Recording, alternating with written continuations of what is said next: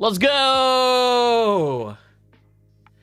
It is 2026, January 8th, 7 p.m. Pacific time, you guys. Welcome back to the RC Drift Talk Show, the thing that we do. Oh, Logan's camera just took a crap. Right as go time.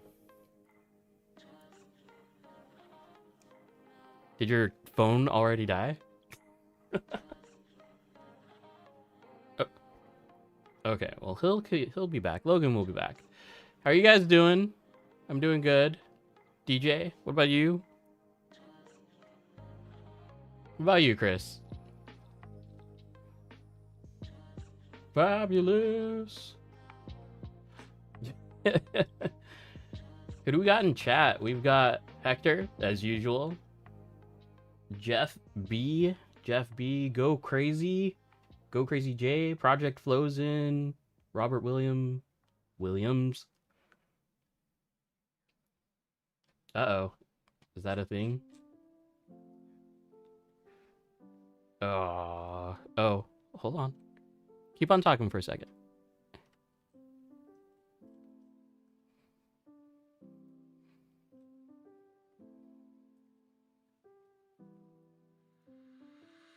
Yup. Well, they can't hear you still.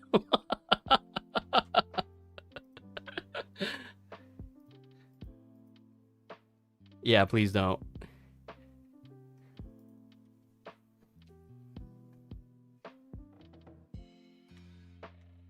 Keep on talking.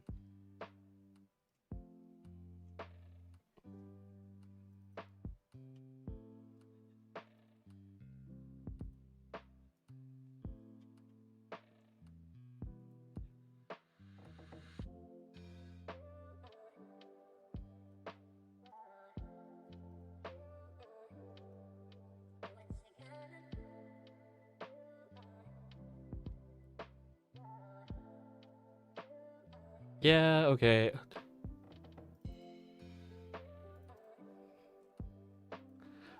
Please hold. We're trying to figure. I swear I had this thought out, like, figured out.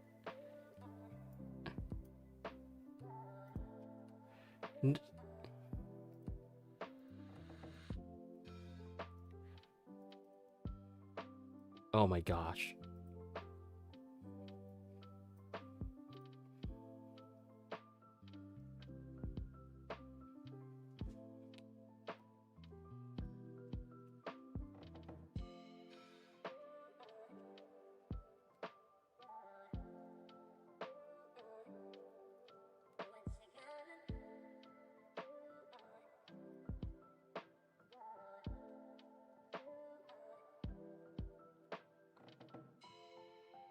Yeah, I can. Okay. Y'all found another way, another form of fingerboarding on the break time. I think I got it. I hope I I think got you got it. It works. I hear it. We're hearing. Yeah, only hear the audio. We did it. Sorry, guys, playing with new tools. And Yeah, I apparently it mean, didn't work. we were having such a riveting conversation just now. I mean, I think I just learned some things that I'll carry with me for the rest of my life. But Speaking of riveting Stream conversation, missed it. That's the proper burn tune, guys. All right. That's it. No, I'll tell you what burn tune is. Burn tune is the center of that Bino board. Yeah, Oh my gosh. Oh God, The dude, stupid they divot pissed me that's off. in With that. right in the center. They pissed me off with that. They ruined our Bino board before I ever even got to play because they were trying to do cheap shots. Yeah. And I was looking into it. They're not actually that expensive, like the customized ones. Yeah, Like we got it. I'm sure we got a custom one on the way. Judd's fully addicted to that. Oh, I know. Well, if they're not on track, they're probably in the back playing Bino. That's a good possibility. Baco, what's up? What's good? All right. It's been lonely. I hope not. I hope not. Okay, Yeah, guys, when we're taking a break, you're supposed to go out and do stuff on Thursdays, not just sit around and stare at the YouTube screen. YouTubes. So let's talk about just kind of what we've been up to lately. We've been basically off since November, right? Yeah, We had it's been a while. Thanksgiving, we had Christmas, we had the beginning of our winter series at PDX, at Drift PDX. Yep. This weekend is the next competition, January 10th. Yeah. Yep. And I might bring some cake. I haven't decided yet.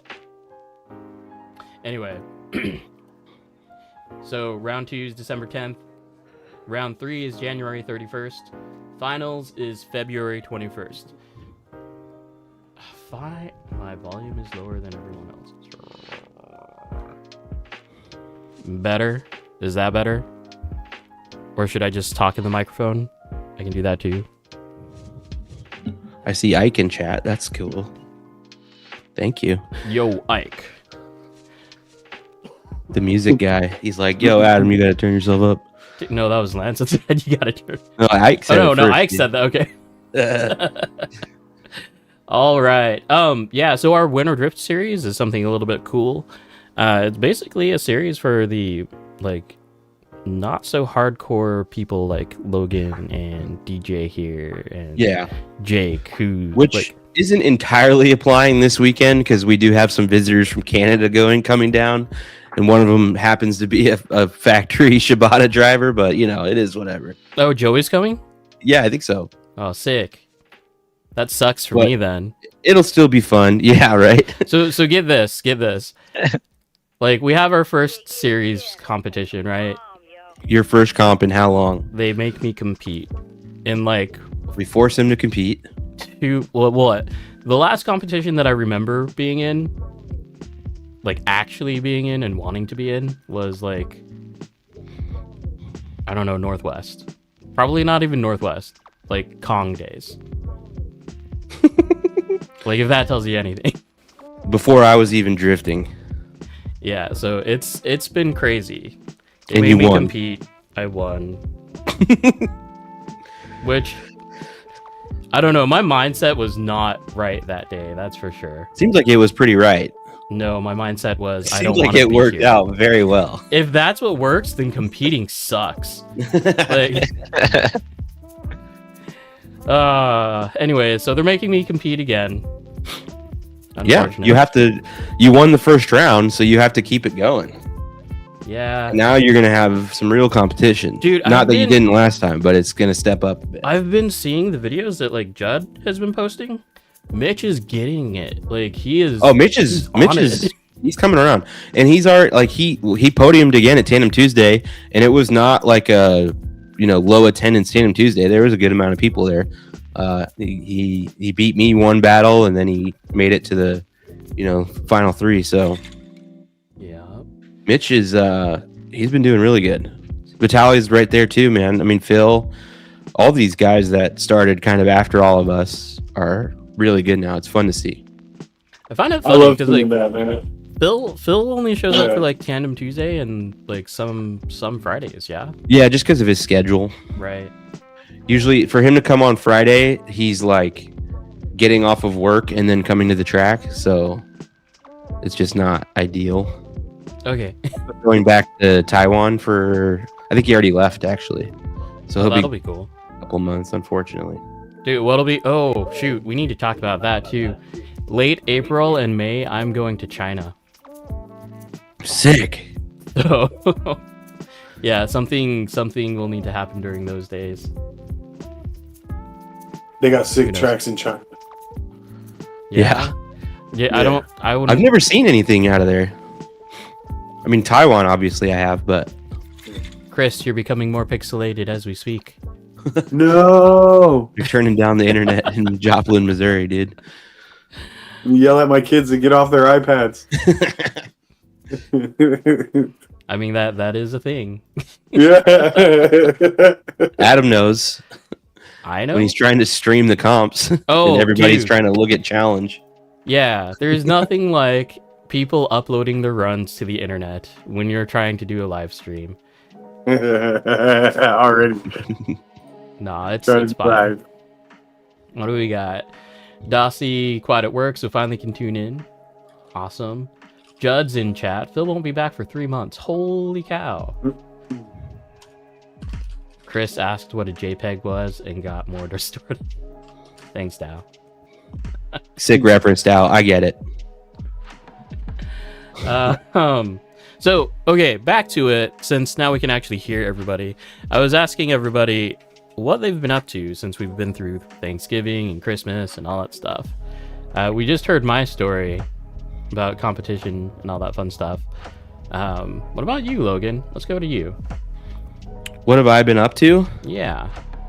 Well, obviously we had the RCDF cast, so since then, what have I been up to?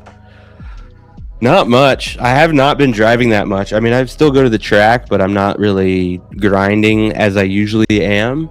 I'm just kind of going to hang out, really, and it's been fun. It's been nice to not worry about it too much, you know. Like in the season, I'm very competitive, so I'm like always sweating at the track, you know.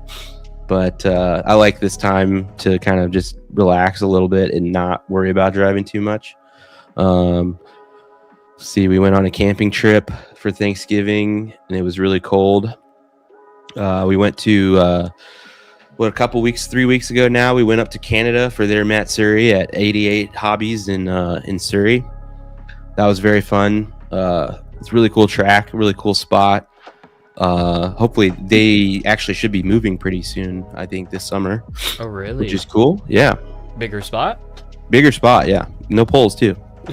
So they're gonna leave us alone in the land of poles, but you know, that's good for them.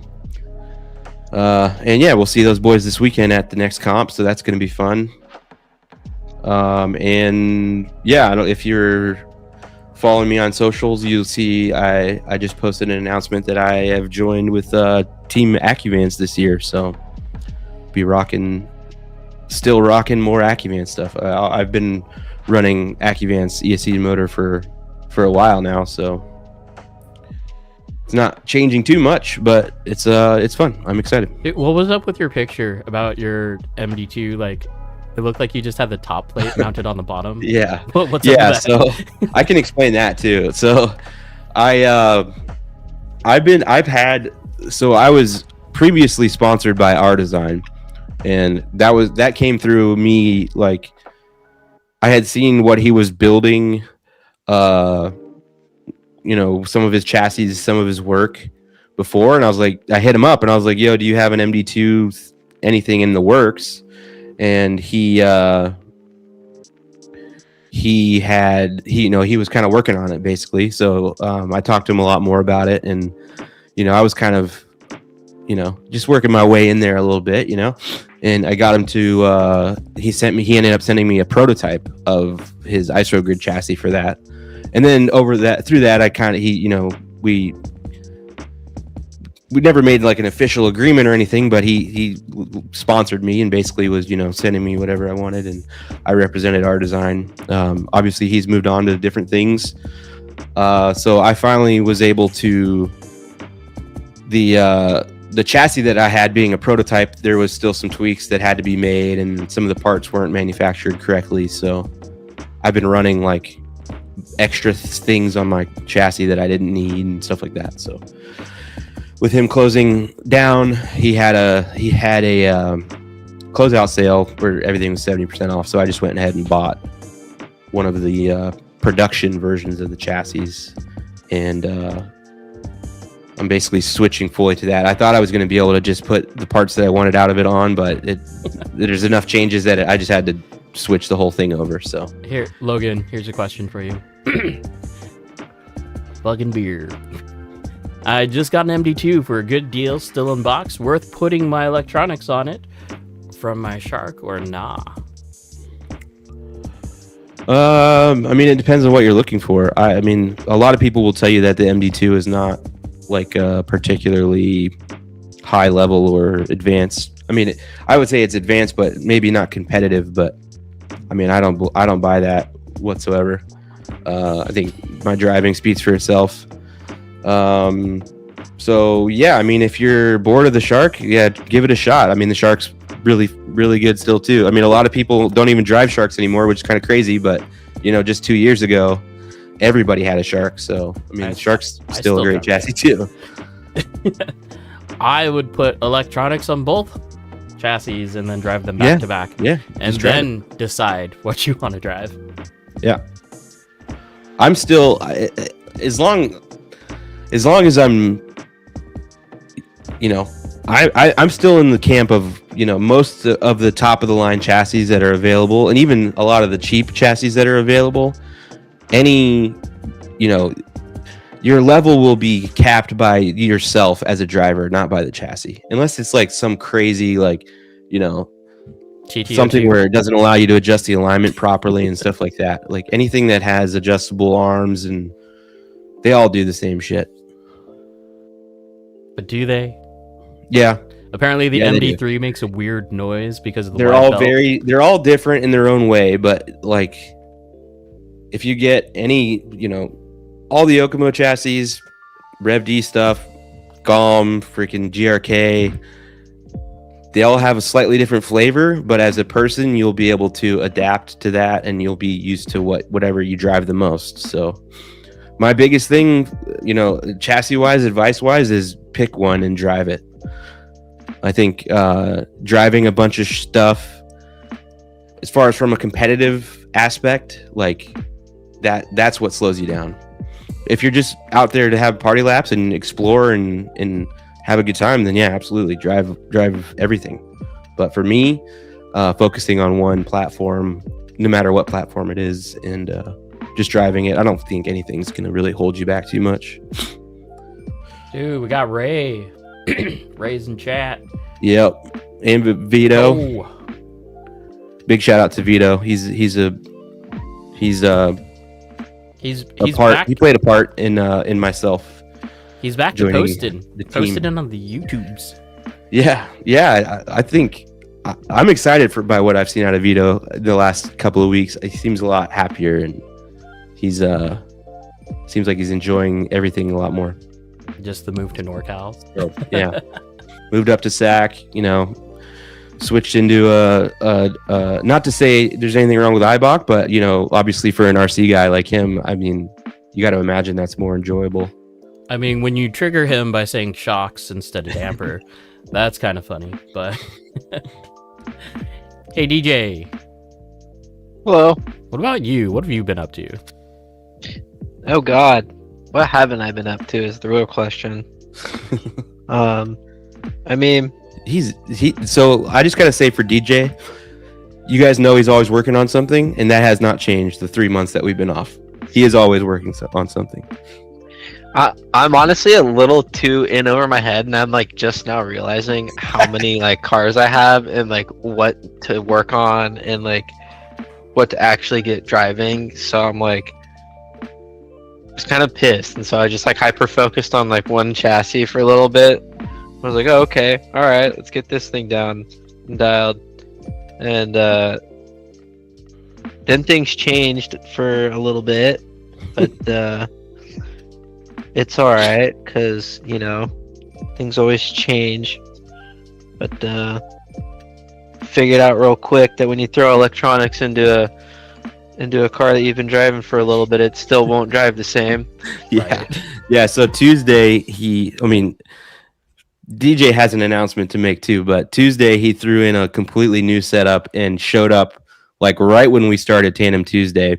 When I battled. Did you battle me, or were we just driving together? I don't remember. Did we battle? Shoot, I don't know if I battled you. No, I think we were just driving together in practice, but I could see in his car like he was struggling. It's like, no, you can't just toss in new electronics. Were and you drive at guys the same using level out of the challenge, or were you just doing it on purpose? Yeah, we did challenge. Let me look. We did not battle each other, but we were driving together in practice. It was like his first laps. But yeah, threw in some new stuff, and I was like, all right, I just gotta adapt to it, but it's all right. And didn't get as much driving time as I wanted that night, but it's okay. And just been messing around with some other little things with cars, just moving electronics around, messing around with servo gyro setups. But pretty much, yeah, that's all I've been doing for the past few months. And ended up actually picking up a electronic sponsorship through Macklin. Be I was rocking gonna them. say, the keen-eyed viewer might notice.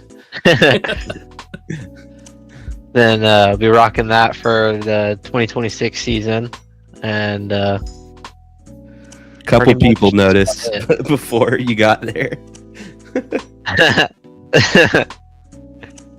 Chris about to fall asleep. Yeah. We're getting to Yeah, Chris. no, He's we're getting this there, all we're out, getting okay? there. Calm No, down. no, I'm chilling. It's the phone angle. He's next. The rest of the episode will be all about Chris, okay, guys? No, this is the phone angle. I'm chilling. Okay, Yeah. so pause for a second here. Logan, motor, EAC of choice. Ready, go. Ooh, I mean, you caught me at an awkward moment. But, you know, a Just couple go weeks on ago, that. I would have said Rad and Merv. But today, it's XX and Merv. But a 10.5 instead of a 13.5. And the A-Lab stuff, yeah? So Yeah, it's an the A's lab. Level L rotor. Yeah. Yeah, and that, you know, I have to be realistic here. I'm semi-frugal, so like old me, obviously I chose the Rad and the regular Merv just purely financially. But yeah, you know, now we're on the team, so we can try out the XX and the A's Lab stuff. So I'm very excited about it. Are you gonna do the Christmas tree? I'm not going full Christmas tree. I don't doubt that. I mean, I know for a fact that all of those things do something, right? They wouldn't like. There are things that are done. It's just a matter. Like I've always said this about myself. I have a very low like perception of the way things feel. So like, I honestly like I have a hard time telling the difference between gyros and motors and ESCs. So Right, just give it to you. But drive it. I have been running because I've always had a Trace Vector, so I've been running that on the low voltage circuit between the servo and the gyro, Mhm. and that just makes sense to me. Like, yeah, you're gonna have that servo is gonna suck down, you know, some voltage very sporadically, and you want to have that vector there to handle those voltage sags to keep the voltage for all the rest of the devices on that circuit at their optimal level. So Mhm. DJ, what about Big you? fan of them. Have you dove down the McLan rabbit hole? Other than the probably 15 minutes of drive time I had on my stuff, I mean, I have, you know, both motors and both rotors that they offer in the ESC right now. Waiting on some batteries just because they were out of stock. And so far, I just downloaded the Junta 13.5 tune because I have the 13.5 motor in right now, and I liked it. It seems pretty good after I figured out how to drive it because it was completely different from what I had ran. But it's still some fine tuning that I'd like to do there, and also with the servo gyro, in my opinion. Right on. Okay, Chris, we'll wait for Logan for the big announcements. What have you been up to Okay, so without giving? I too guess- much- now I say I probably haven't drove since Worlds. Besides, I The know what last- you've been driving. well, I haven't drove since Worlds, but the last weekend, like for the Christmas break, I went back to my hometown in Houston, and I brought my chassis with me, and I drove at the closest track to my parents' house at GRC Garage RC Mhm. in College Station, and College Station, yeah. And I mean, yeah, that's like one of my favorite tracks to go to when I'm back home. So I drove a little out there. I met up with my teammates, and I was just got some good laps, and then now I'm back up here. Kind of, I've been hitting my place pretty hard. So Speaking Yeah. of your plays, So yeah, classic one-upper. What did you do this off season? He opened a track. yeah. yeah. So let's do that Yeah. now. You want to talk about that now? Yeah, we're talking Yeah, about it dude. now. What you Alright, do? What you been alright, working so, on, dude? You Okay. told us about all this stuff, world. So yeah, what's it been like? So all right. I've been in the after talking with a few people overseas, and I'm like, I'm living in the Midwest now. I'm in Joplin, and I mean there's not a lot of tracks out here that are like as competitive as like going I to the think, West yeah, I would Coast. say that area of the U.S. is probably one of the most like devoid of RC drifting And possible. and I mean it's out there, but it's it like for instance, like I'll just say, how many tracks are in a full 360 of Super G? Mm. You know what I Yeah, it's like- mean? yeah, And within a that's couple hundred miles. Yeah, that's definitely not out here. Yeah, And so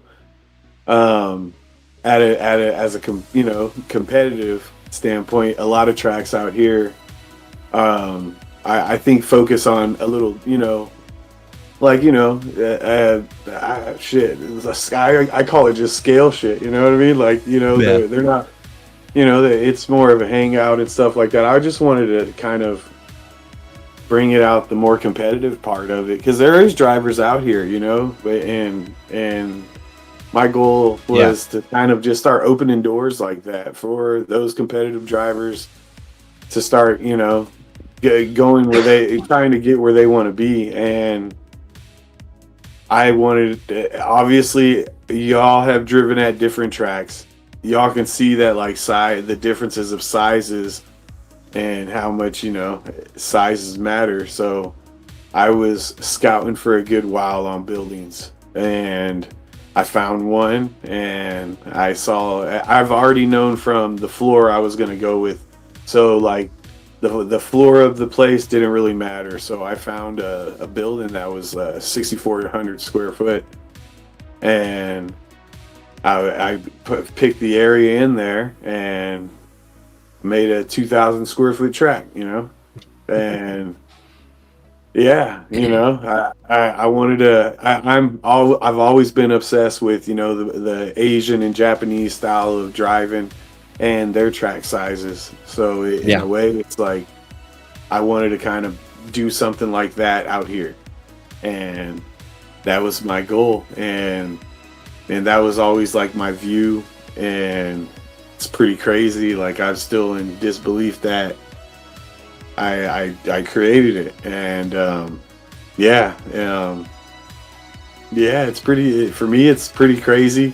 Even though so in that building I built some crawler courses too, because I mean I've always liked crawling as like like you were saying, you like chilling on off season, go to the track and just chilling. I don't mind crawling on off season, or racing some mini Z's or something, and I created 2 crawl courses. And out here it's the 124 is pretty popular. Mm-hmm. So I kind of dove in on making a course like that, because of course 124 don't take a lot to make something, and you could go anywhere. Exactly. So it's like I met a few of the 24 scale guys that like comping, and I'm not gonna lie, I like crawling, but I like comping in everything. You know what I mean? Yeah. So it's like I wanted to create something pretty fun to comp in, and so I use, like, I would say out of that 6,400 square foot, I used 2,000 for the drift track. I used about another 2,000 on making a 10 scale drift track. I mean, a crawl course and a 124 crawl course. And I think my 124 crawl course is bigger than my 10 scale, honestly. like lengthwise. Yeah, you know what I mean? Yeah. Like I'm pretty. Yeah.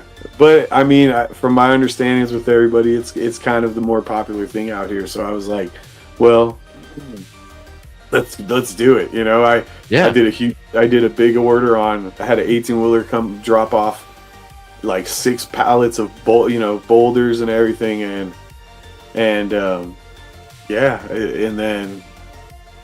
so pretty much my original plan was I wanted to fit a mini Z track in there as well, but the crawler courses, especially the 124 scale one, just kind of took up way more room than I intended. I was like, well, I'm just gonna fit the pit area all here, so I made a pit area.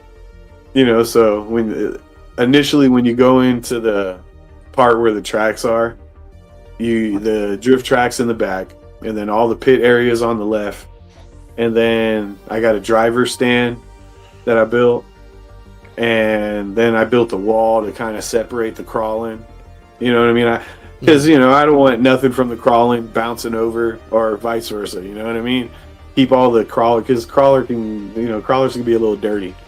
And, So can and I don't want buggies.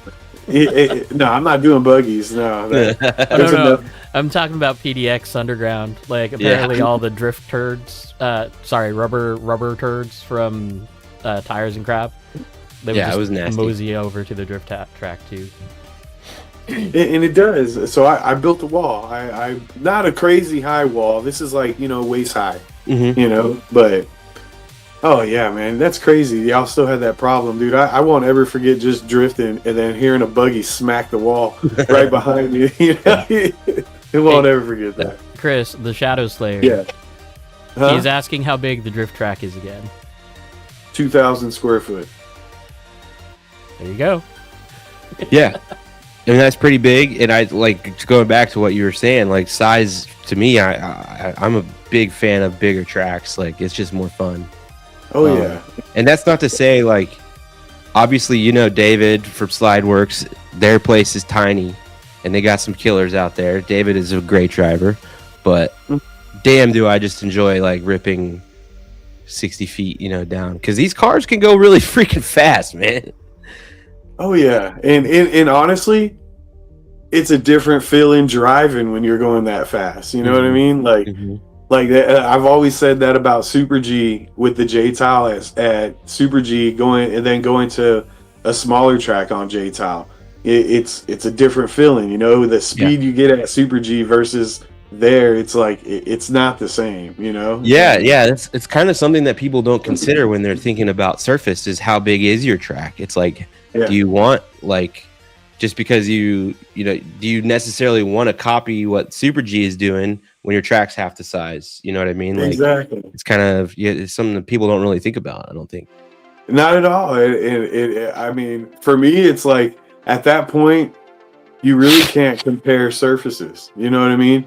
You really can't. It's even though it's the same tile, it doesn't drive the same. Mm-hmm. And Super G, I've yet to get on another J Tile track that is like you get speed like Super G. I won't ever forget the first time I went to Super G and hit the wall and I snapped turnbuckles. I was just what I mean, like that was the first time I was like, I don't get it. You can break stuff. And then they told me, they told me, you know how fast you hit that wall, and I was just like, I guess, like. All right, and that was but so for me on my track, I wanted that speed, like I wanted something to where like when I first went to PDX Underground, I remember like I had so much fun. I think I killed 2 lipos just circling the track just to do that inner for that one corner turn. You are literally like because we talk about this thing, we call it man oval now. Because at periods of times it was like super sketchy to run it, but you're like the originator of that. You're the first guy that came to our track and just realized, oh, I can just run this as an oval and throw crazy backies and haul ass. And then we all realized that was fun, and then it got more and more sketchy, and that's fun. We're bringing that back. The next layout should have an oval line, so we always try to include an oval line now because of you. Yeah, hey, dude, it's awesome. It's fun. Just I think for me, it's more excitement on just the whole commitment part of it. You know what I mean? Just you gotta commit. If you don't commit, you're gonna break something. You know what I mean? Like you are. I have a video on my Instagram way back, but there was one point where the back straight was literally like only a car and a half, 2 cars wide. And so you had, and it's farther away from you. So you're just kind of guessing and you're going really fast and you're just like, well, I hope I make it through that gap. It's super fun. Yeah. So I wanted to bring that. You know, I will say that at my track, it's got two corners. You better commit. You better commit. You know what I mean? Because do you know the dimensions of your track offhand? What do you mean, like 40 by The 50. like width by depth or whatever? Length times width. So I did my lanes. My lanes are like from 3.5 to 4 feet. Do you know And how then- long and wide the area is? Oh, I use the square footage. You know what I mean? Like I'm about 6 inches away from this wall and maybe 12 inches away from that wall. You know what I mean? And so So is it like 40 by 60 feet, or was it like? I'm gonna throw like 80 feet by 30 feet. Yeah, Something Judd, around- yeah. what's our track size? He's in chat. I think that's still quite a bit bigger than. It's bigger than Super G, right? I think Super G is. I know last time I I don't did remember. the math, I think they're like at 1,700 square feet. Ours is 65 by 1750. 35. Dude, Drift PDX Which does not is- seem like that big. It doesn't seem like it's that big. It's because of the wall. and the poles. Yep. I know when you get on my driver stand, I made a driver stand about 26 feet long. And you standing on it, you still got like a good 15 feet on both sides, like 15, like 15 maybe, or it feels like that at least. Yeah. But then I have one part where it's a rectangle, but one wall sits at an angle like that. Mm-hmm. Mm-hmm. I utilize that's the one big corner you got to commit. That's the That kind of reminds me of like if you've been following on Instagram and you saw the new layout at Tandem. Mhm. He's been extending in the one corner like further and further, and I'm all about that. Just make the lap time as long as possible. That's what we want. Yeah.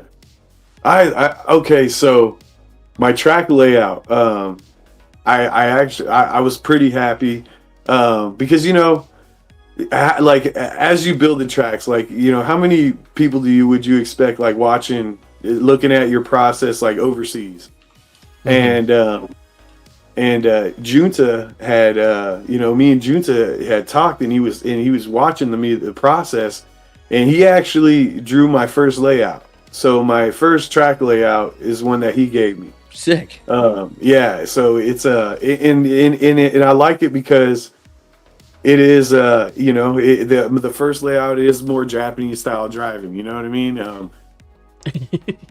Should we watch it? Should I show it? We haven't even mentioned. Well, okay, so hold on before you show it. We have to announce.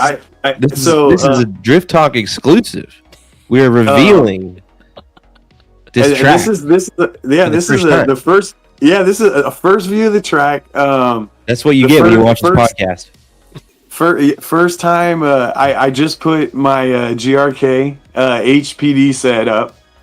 So as y'all know, my setup before I ran rear motor, and this time I swapped everything. I put the new HPD. I went with their new 13.5. I put it forward. So, which I have to say, I love it. It's man, I'm so happy I did the switch, and I changed full electronics too. And I did one of those things where you just change way too much, and it's usually a bad idea, but it came out good. So, but yeah, if you know what, you let him see it. Let it rip, dude. Drop it. Let it rip, dude. Drop it. Okay. Yeah. Let me Drop switch it. over. Drum rolls in chat. Here we go. First lap. Well, not first lap. First view. I know this is besides the point, but I still can't get over how glossy your floor is. It won't be. Yeah, you can tell where it's being driven on, that it's already started to dole out. But yeah, that's the wall, man. You better commit. If not, you see that corner right there? Yeah, just all the way down. Yeah. But mind you, for grand opening, I'm putting I got borders.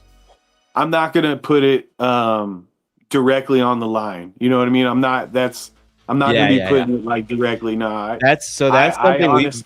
we've talked about that a lot at our track. Because currently at our track, like every single turn, basically has some kind of wall on the line, and I think there is a very good mix of having more open area, like not a wall, basically.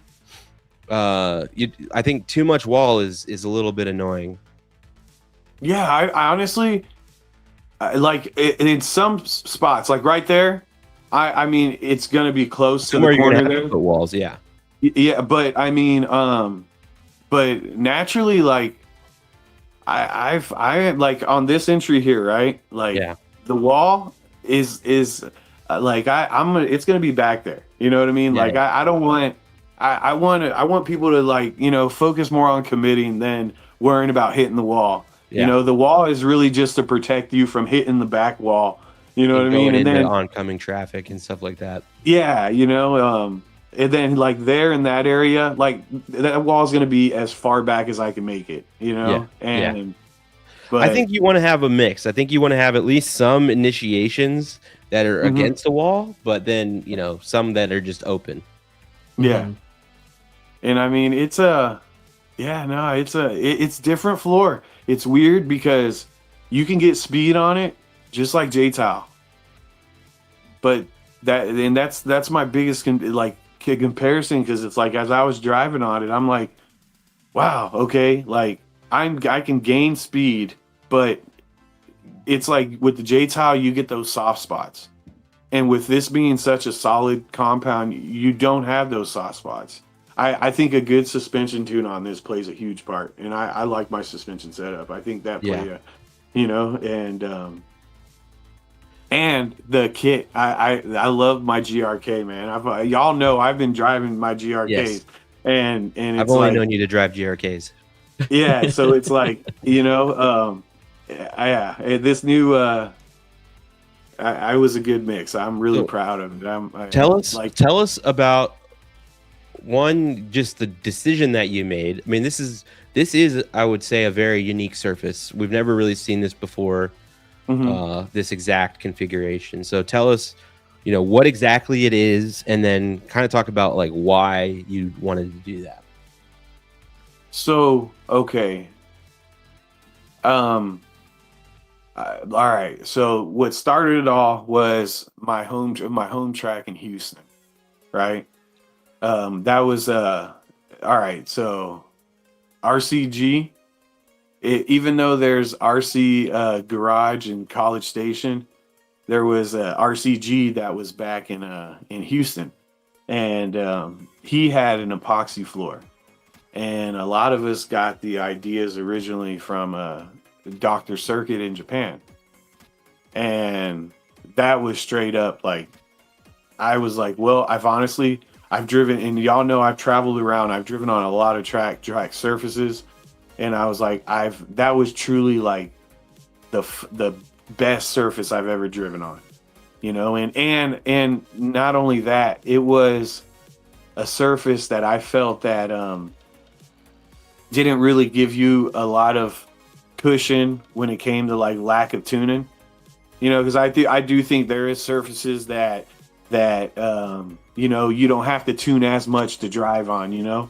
and same thing with chassis, like when people want to go super flex chassis, that means in a way you can kind of it's like not so much you see not tune on this because the flex chassis is giving you more of the traction you're trying to find or something. It's almost like when people rock those MST round tires, you know what I mean, like Yeah. We've got a guy for that. and it's I wanted something that, especially in the Midwest, like I wanted something that kind of, all right, guys, we got to really start learning here to how to let's start digging into our chassis, let's start getting it in. And that was just something I wanted to kind of bring out in the Midwest, period. When I moved out here, driving through a lot of the Midwest tracks, I just wanted to, open it up to where now, let's say when we go to Worlds for 2026, a lot of the Midwest drivers, it won't be because I mean, not talking mess or nothing, but it is like a reality check of how the West Coast guys are driving compared to anywhere else, and I see it, I see it, and it's like, I wanted that now where we can go. And now I'm making it to where now you're gonna because hey, to get it right, you're gonna have to start learning these things to really enjoy driving at my track. Like Yeah, I mean, this is just what it takes to like. So when you have people coming out to Super G, the people that are going there are people that have a track at home. They live very close. There's a lot of people that go to that track. So they get a lot of practice with high quality drivers. So when you go to these areas where, there's like a track 6 hours away or 4 hours away, or you got homeboy's garage that you're driving in with 3 people, it's just, you're not getting the same practice and training opportunities that other people are getting.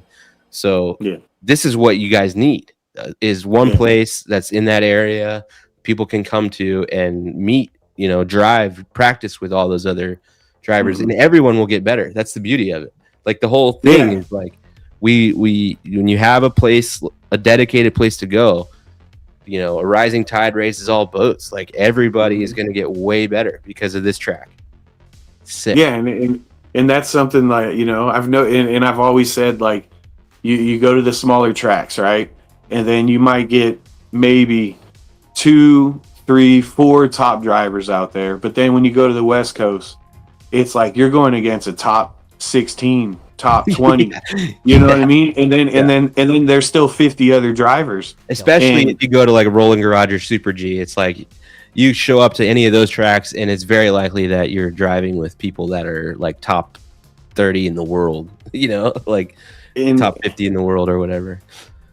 So pretty much with this one, I'm wanting to bring new series out to the US, World Series, and along with doing SDC and other series that are already happening out here. Like this year, I'm bringing D110. Yeah. For USA. So this is going to be the first year. From back then, but now I'm bringing it back. Coming back, yeah.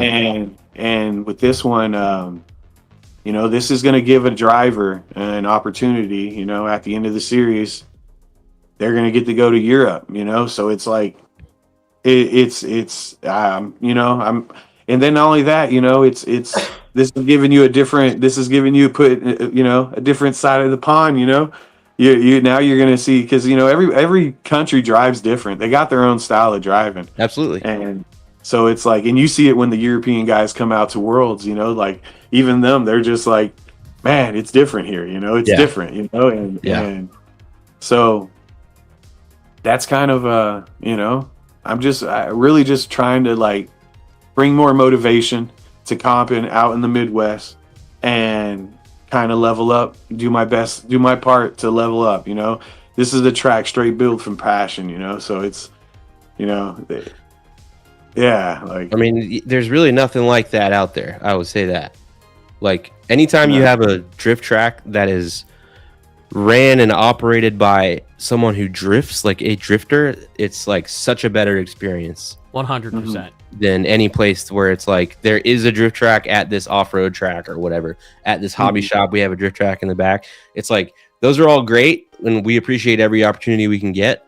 But when you have tracks that are ran and owned by drifters that started this track out of passion, it's so much of a better experience as a user of that track, right? Like you have someone that actually cares, actually knows what parts they need to have in stock, that can actually teach you how to drive, can drive themselves, right? Like it's so awesome. So anyone in that area is very lucky to have you down there, I'll tell you that.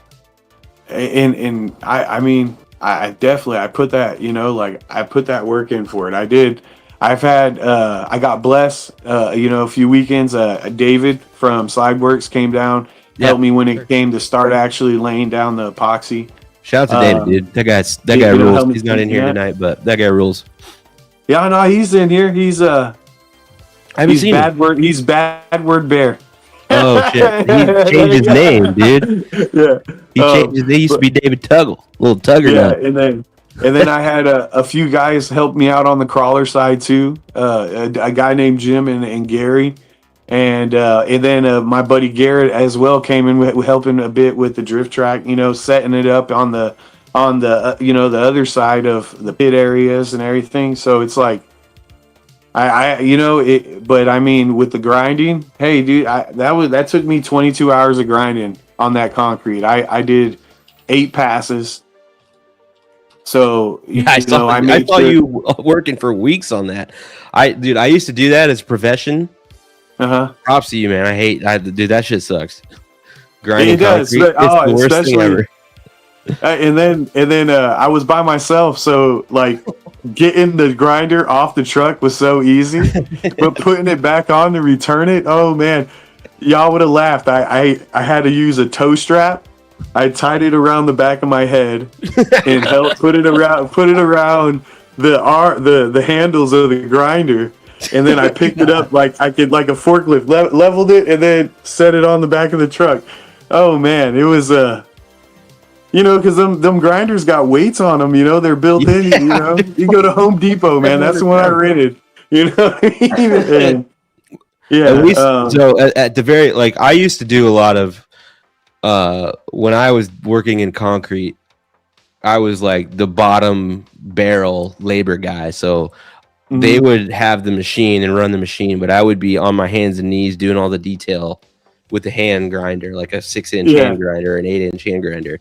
That was the worst time of my life, dude. I hated my life then, and my back is still pissed off about it. Like it's. Hi, I'm J Bars, part of. And I had to do that too on the corners I couldn't reach. Yeah. And it's just I made sure that because I didn't want to fill in any of the cracks but what I did do is like any chips I had, I did fill them up with I broke them down more. I filled them up with concrete, and I made sure I grinded them down with it. Because the building I had a huge oil stain in the middle, so I made sure to grind that down until it was gone, and it was, and then with the epoxy, I did, tell us more about the epoxy itself. Like, what was the whole process of putting it down, and did you like prime it or anything like that? So I will say, my experience doing it, this was a first, but it definitely I did not go the cheap route about epoxy on it. So this one, the floor is definitely not the same type but I put the primer I put on it had a built-in filler. So as I put the primer on, it naturally, and the way that I did it was in thin coats with I rolled it on with thin coats. I think that would play a huge part. And I let it cure for 24 hours in between every time. But then I hit one part where we were hitting like 20 degrees. Yeah. So in that I had to let it cure for 7 days. Yeah. But I did, and then after it cured, I made sure to either mop it, or I bought one of those cheap low pressure washers from like Harbor Freight. Cleaned it off, because that's one thing I know with epoxy, like it's very important how clean the surface is. All the work is in the prep. Yeah, and it's like you'll know, because if you put it and the floor wasn't clean, every speck of dust you'll see bumps on it, bumps on it, or the dust will create air bubbles. And then in reality you gotta grind it down and start over again. Yep. And for me, just out of making sure it was clean, doing that, then putting the next coats on. So I did the 4 coats of the primer and filler, and then I did 5 coats of the clear coat, but my process was I did 2 heavy, and then I buffed it out. I wanted to buff it out, and I went and I got one of the like square buffers, and I made sure I buffed it all out completely, and then I laid 2 super thin coats of the clear coat, and that is what made it. That right there, it made it. And yeah, it's weird because I've from driving, like tracks like Scale Science, like is polished so nice, is so flat, to have that, but with the epoxy floor and the clear coat, it's just weird because it's super slick, but with good, like I said, good, a nice setup, you can still get to the speeds you want to get to. Yeah. And yeah, no, I'm my track tires LF5Cs. Okay. And all the stuff. Yeah, because you have a really good relationship with DS Racing, obviously. Well, yeah, of course. I'm a team driver for them, so it's like I'm always conversating with them, and then a lot of the other drivers are overseas. I've talked to this with them. I've noticed that they're really receptive of like helping track owners figure out what they want out of a tire and providing what they're looking for. So it's really cool. He wants you to enjoy your experience. So it's like, if for new tracks, if you reach out to him, he'll tell you what he'll personally think it would be a good tire and probably send them to you, and then you pick what you want. I spoke a lot with a track out in Sweden that kind of did a similar epoxy job like with me, and I think their track is called like Q8 or something like that. I can't think of their name right off the top, but I follow them on Instagram, and me and him were talking, and our floors are kind of similar, but I wanted to go dark because I think I like driving at other tracks. I always felt, and then talking to my teammates, like Super G did such a good job by going like dark, and it's like you can drive with headlights on your car. The darkness absorbs the light. There's no like, you know what I mean? And that's why I went with dark. RCG back in the day in Houston was gray, and it was good too. But I wanted different. I went dark, and yeah, I mean, I could have went J-Tile. I honestly, with what I spent, I could have went J-Tile twice. But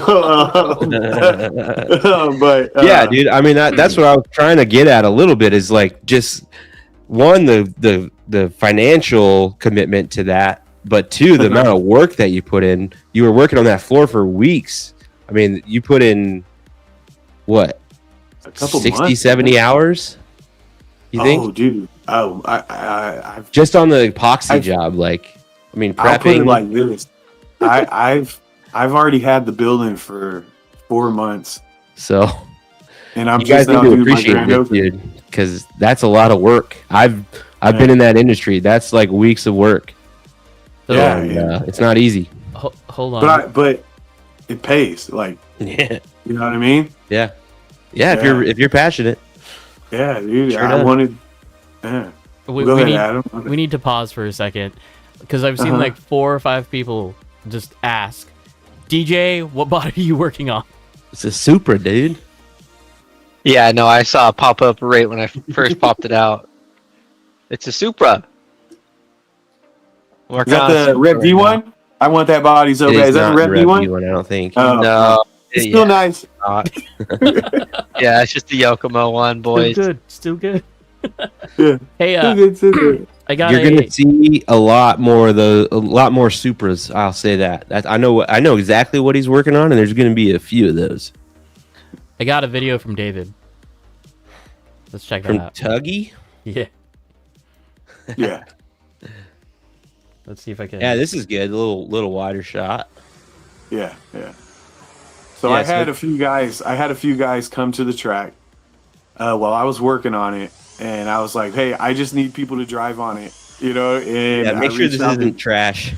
well, I was like, I need people to just come and drive on it because I want the track to be broken in for grand opening. I'm still not True. done. So they're driving right now. I'm working in the shop in the back, and yeah, but you kind of see his is, you know, that's the speed. You see the speed of it, like, but it's also fairly, you know, like This is what I love it's still about fresh. Yeah, it's raw right now, so it's gotta wear in. But this is what I love about David is, I've said it a million times on this podcast. Dude's track is tiny, but look at him, just like he knows how to drive. You can just see it. Mhm. Doesn't matter Hey, how. but tiny tracks, though, you know, I've said it to people before. Tiny tracks, I've always felt that like they're tiny. A tiny track can give you the best. Like when it comes to being super technical. Yeah, no, yeah. You know what I mean? We talk about that too. About Yeah, like there are conditions in the track that are really good to train a driver, and small is one of them. Yep. But yeah. what I'm more impressed by is his ability to pick up speed, because he doesn't, like, the longest straightaway on his track is the one he just went through. Like, Yeah. So it's like the fact that he's learned how to accelerate is just impressive. I mean, 'Cause he when has went to Super he has G, been to Worlds like multiple times. once or twice. Yeah. He's been there twice, I think. Dude, hey, straight up, to me, Dave's one of the like number one drivers out of Missouri. You know, straight I up. think you he's know? the best. I don't know any other ones. Yeah. And Well, I Oh. mean, there's not a few many drivers that have went to Worlds from Missouri besides, you know, a few other tracks. I think a small, like a handful of people. yeah, And, you know, I mean, he goes out and goes straight into top 32 last year, or 2 years ago. Mhm. So there you go. yeah. So, Still just always impressed by that guy. DJ, do a kickflip. It's been requested. He's got to get his hands warm That's my from boy. this I'll be back shortly. Oregon sub. What? It's 41 degrees in Lebanon. so, you know, one thing I'm going to add to this, in my track, I had a back room that's around 800 square foot that I have dedicated strictly for fingerboarding, DJ. Oh, dang. Yeah, so I got tables set up. I got all my obstacles, you know, and I'm working on getting some plazas in. And I already got one from Dark Matter. If y'all know who Dark Matter is, I got a double stair set. And so on grand opening, we will have a game of skate and best trick contest as well. Just so y'all know. Gotta add the Yeah. bingo boards to that, too. Damn. Bring it. That'd be fire. Yeah, so that's something too, you know. That's so sick. So, grand opening for your track. As far as the track goes, do you know, like, daily fees and stuff like that? Like, track day fees and all that fun stuff? Or are we still waiting on that? Right now it's $10. There you go. Yeah. $10. Right all now it's day. $10. $10. I'm having a limited supply on the new DS racing tires. I'm doing mixed sets. I just to make sure I have enough for other drivers. I have a mixed sets for it comes with two 29 millimeters and two 26 millimeters Oh, geez. wheels. Okay. And then so pretty much it's first come first first serve. So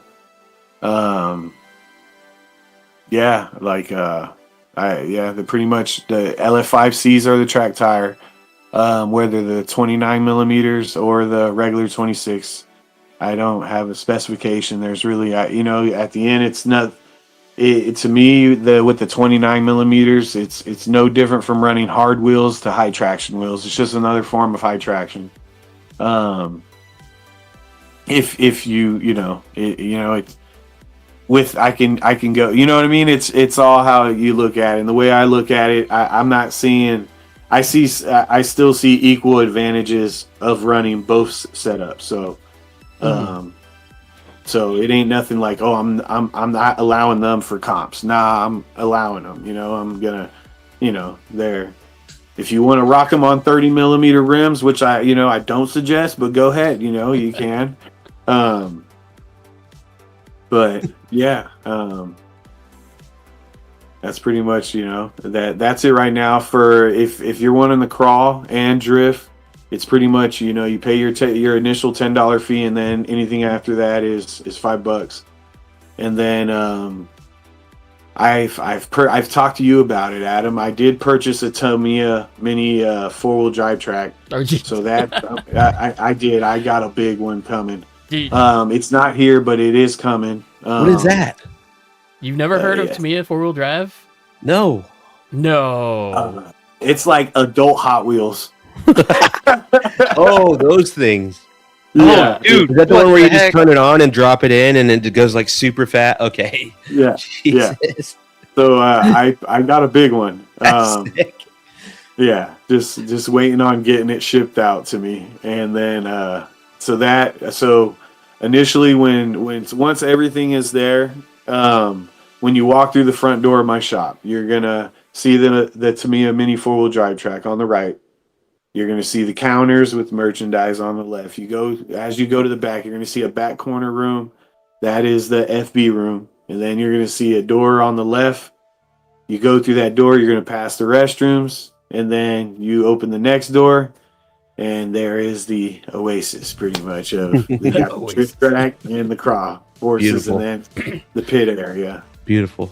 I do think the crawler is gonna break it up enough so like you can just stay there all day without like worrying. I do think that I think PDX has something up their sleeve for that too. Like, but yeah, being able to just like step away and just chill on something else makes it a great break up your day. And it's great for business too. Yeah. More options. More stuff to do. And that more people that don't drift. And that was like my initial idea with the Tamiya 4-wheel drive, because a lot of guys sometimes want to go to the track, and Mama Bear says, oh well, you got to take the kids with you. Well, guess what? Yeah. The kids can have fun on the Tamiya. As you know, those kits start out like at $8. Yeah. You know what I mean? So it's like, there's something that got to spend a crazy amount of money for them to have fun. Because I've always had fun on them tracks. Them things, no matter what kind of car you have, they're still fun. Yeah. And you can do one-day build comps too. Like that's the ease of them.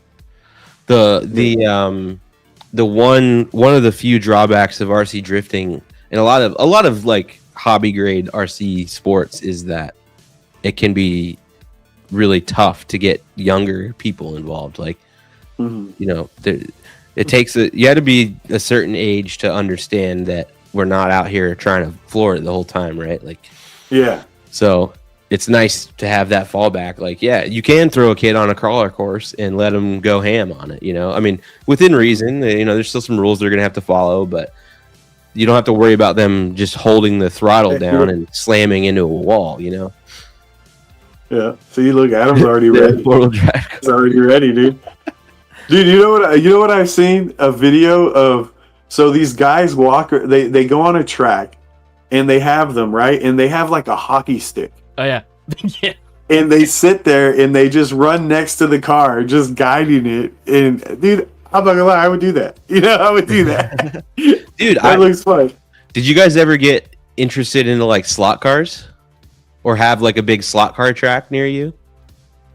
So there's 2 drag race tracks, 2 drag race slot cars. Yeah. And there's one in Joplin that is. I can see. What's funny is like I work with the owner, and it's like I talk to him.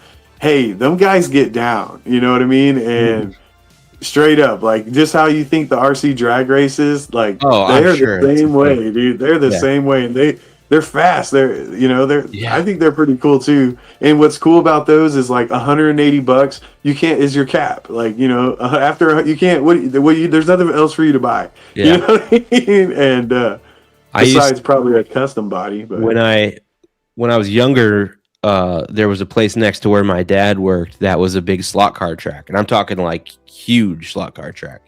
Yeah. And they were so fast that they would like kind of drift around the corner, and there would be like tire wear marks. And I was like, that was the coolest thing about it to me. So it's funny that it always goes back to drift, but that was fun, man. Like, cause it wasn't the type of like, they're so freaking fast. Like you have to let off for the turns and stuff. So it was kind of fun, like trying to figure out how to set the fastest time. The slot cars are kind of cool, man. Oh yeah. Hey, but if whoever's into that, that's literally like 2 minutes away from my shop. You know what I mean? Nice. They're cool. You know, that's another thing with Joplin. Joplin. Another reason why I picked Joplin is because how cheap it is.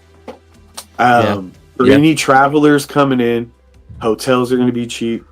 And even if you come with the expectations of just like Ubering around, I'm talking about it's going to cost you around like, $5 to $10. But Joplin, you could go from one end to the other end in like 15, 20 minutes. Yeah. For me, coming from Houston, doing that in Houston, that takes like an hour and a half, 2 hours. You know what I mean? Yeah. And it's like to that, that it's a growing town, it's a growing city, but it's cheap. And that was one thing, like, I know when going to Worlds, dude, Worlds, besides the whole comp thing, you're spending. Yeah, it's a lot of money. You're in the 4 digits, you know what I mean? Easily. We've talked about it. If you have like great deals and sharing an Airbnb with a bunch of people and all this, we all rent one van, it's a minimum, like bare minimum, you're spending $1,000. Mm-hmm.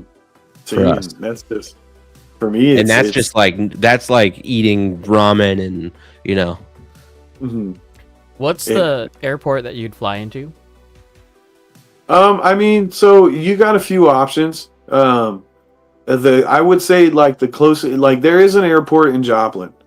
You can technically, but it'll fly you to Springfield and then from Springfield to Joplin. Is it worth the extra? Maybe it depends what day you fly. 200 extra on your ticket, 300 extra on your ticket. I suggest to people just to fly to Springfield, and then literally with that extra 200, 300, you probably get a rental the whole time you're over there, So, and then honestly, if you're coming to the track, just hit me up. Like, I got no problem coming pick you up myself from the airport. You know what I mean? And straight up, like, you don't even got to get an Uber, just hit me up, tell me what hotel you're at, and hey, I'll pick you up when its doors open. I'll pick you up before the doors open. You know what I mean? It's especially, I love it because the more people that come, the more fun we have driving. And it's just like, I just love, y'all know I love driving, man. I love it. So it's just the more the better always, Right. That's one thing I've always appreciated about you is you're just stoked on everything. It doesn't matter. You don't complain. You're just like, we're out here playing with RC cars and we're drifting. And if you're the only person on the track or there's a bunch of other people on the track with you, you're having a good time. Yeah. And that's, that I love drifting, man. From me being as a young teen, like from real cars, drifting real cars, now having 6 kids, drifting RC cars, I think my real car dream had to slowly, realistically, I do an RC. Like I always go back to this, but man, like real drifting is so expensive like, the value of RC drifting is really high, even if you're buying like expensive cars. Like you get to drive a whole lot, it doesn't cost you. The running fees aren't as much. Like obviously you don't have to spend as much money every time you go to the track. So it's pretty good. Pretty good deal. It's going from rims, once you get to that point where you're actually buying grippy tires, like I mean, you gotta have a whole nother vehicle to get your vehicle to the track. You crash it breaks. That's more than an RC car most of the time. Oh yeah, and see, I'm old school, man. We used to drive the daily drip, man. Yeah, Drive on the daily that's an yard. option. Daily Yeah, drive to the track is an option. It's a little risky, Yeah. but But hey, perfectly maintained. I used to go to the track, drift all day at an event, drive my car back home, and take it to work the next Monday. You know, like. But that's good maintenance. You gotta have But yeah, no, I mean, we go from spending 100, maybe 150 a tire, we're spending $20 on a tire that's gonna last us. You know what I a mean? whole year, as long as you want.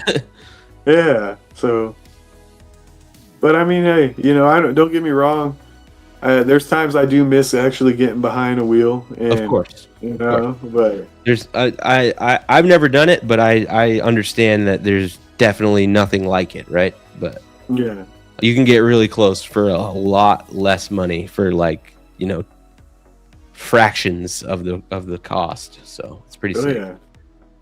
Yeah, I mean, so random real drift or auto sport stuff. Apparently, there's a small little club or something like that. A small little group of guys that's opening up a Autoplex in Sweet Home. Out of all places, Sweet Home. Where is that? It's 20 minutes east of me. It's the Like- most. It seems like it's the most random place to put. Yeah, it's in the anything. middle of nowhere. Yeah. But rent is cheap. Yeah, east of you is the middle of nowhere. Hey, that just now. needs rent is cheap. Um. You know? So, I've there's a video in Roast My Rig that I want to figure out what it is. All right, we let's get there. kind of heard it. Oh, chat heard it because I messed up.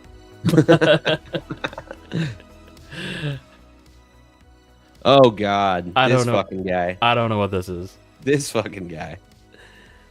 What is he doing? That's just Jordan doing Jordan Hi, I'm shit. Jay dude. Bars, part of Team Heartbreak. Is he? What is he doing? I can't hear it. Hi, I'm Jay Bars. Well, I part know of you Team can't hear it. Heartbreak. That doesn't look like AI to me, dude. That's Hi, 100% I'm Jay real. Bars, part of Team The- Heartbreak. That's definitely something Jordan would do. The audio is a little bit weird, but I'm like, he's lucky his feet are against the wall, man. I can only imagine if that chair rolled out behind him. No, that's definitely real. Jordan would absolutely do that. I haven't heard the video, but that's what Jordan would do. yeah. It's cute, and with the red D sweater. Yeah, No, I heard the audio. That's definitely real. that's definitely real. That's definitely real. Oh my gosh, that was. I Crazy. think Jordan would have told his friend to set that up, and he would have wrote a script for it and everything. He would have. Yeah, he Peter probably said made. he He filmed probably it. made. He probably made freaking Tyler film that, dude. I think Victorio said he Yeah. filmed it. Oh, Vito got it. Okay, my bad. Yeah. I thought Tyler filmed it, dude. Oh, if you guys didn't see, Mark did a super chat. I had it up. Oh, on Nick screen filmed for a it. bit. Nick's claiming it. Thank you, Mark. You're the best. I've been looking. So Chris, one last thing here, because you and I were talking. So we mentioned D110 and another circuit. Yeah, no, that one's waiting. Okay. Sorry. Okay. Then Yeah, we'll, yeah, we'll keep yeah, that was- we'll keep everyone waiting for that one. Yeah. But okay. But I will say, for anybody that follows up on TDC, I went their route when it comes to having the clipping zone. You know what I'm talking about? The lights. Oh yeah. Yeah. I have them. Nice. They're pretty cool.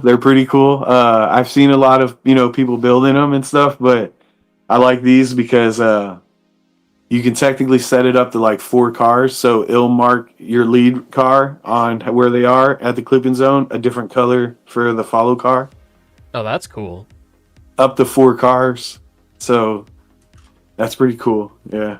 I don't know. That's cool. We'll see. We'll see when it comes to comp season. You know what I mean? Like, Yeah. So I've never used something like that. We've had stuff like that like at our track. We have like these light towers, but they use ultrasonic sensors, and we found that you can like set them off just by flooring it. So it works if you're close, but also if you're like a foot away and you just floor it when you're going by, it'll set it off. So hopefully, are those like pretty accurate? They're accurate. I mean, as far as I know, they're pretty accurate. They are literally the ones used on last TDC 25. Yeah. So, well, it's the guy. It's the guy from BS Racing that developed them. Yeah. Oh, okay. Yeah. And they were technically in use 2 years ago at SDC. Yeah, I mean, I've seen those a bunch. They tried They them. brought them. They brought them, but they ended up not using them. Because I talked to him like after the comp, and like because they were experiencing the same kind of issues, not necessarily just like with the high RPMs, but it wasn't reliable enough to actually use, and that's what it was. Yeah.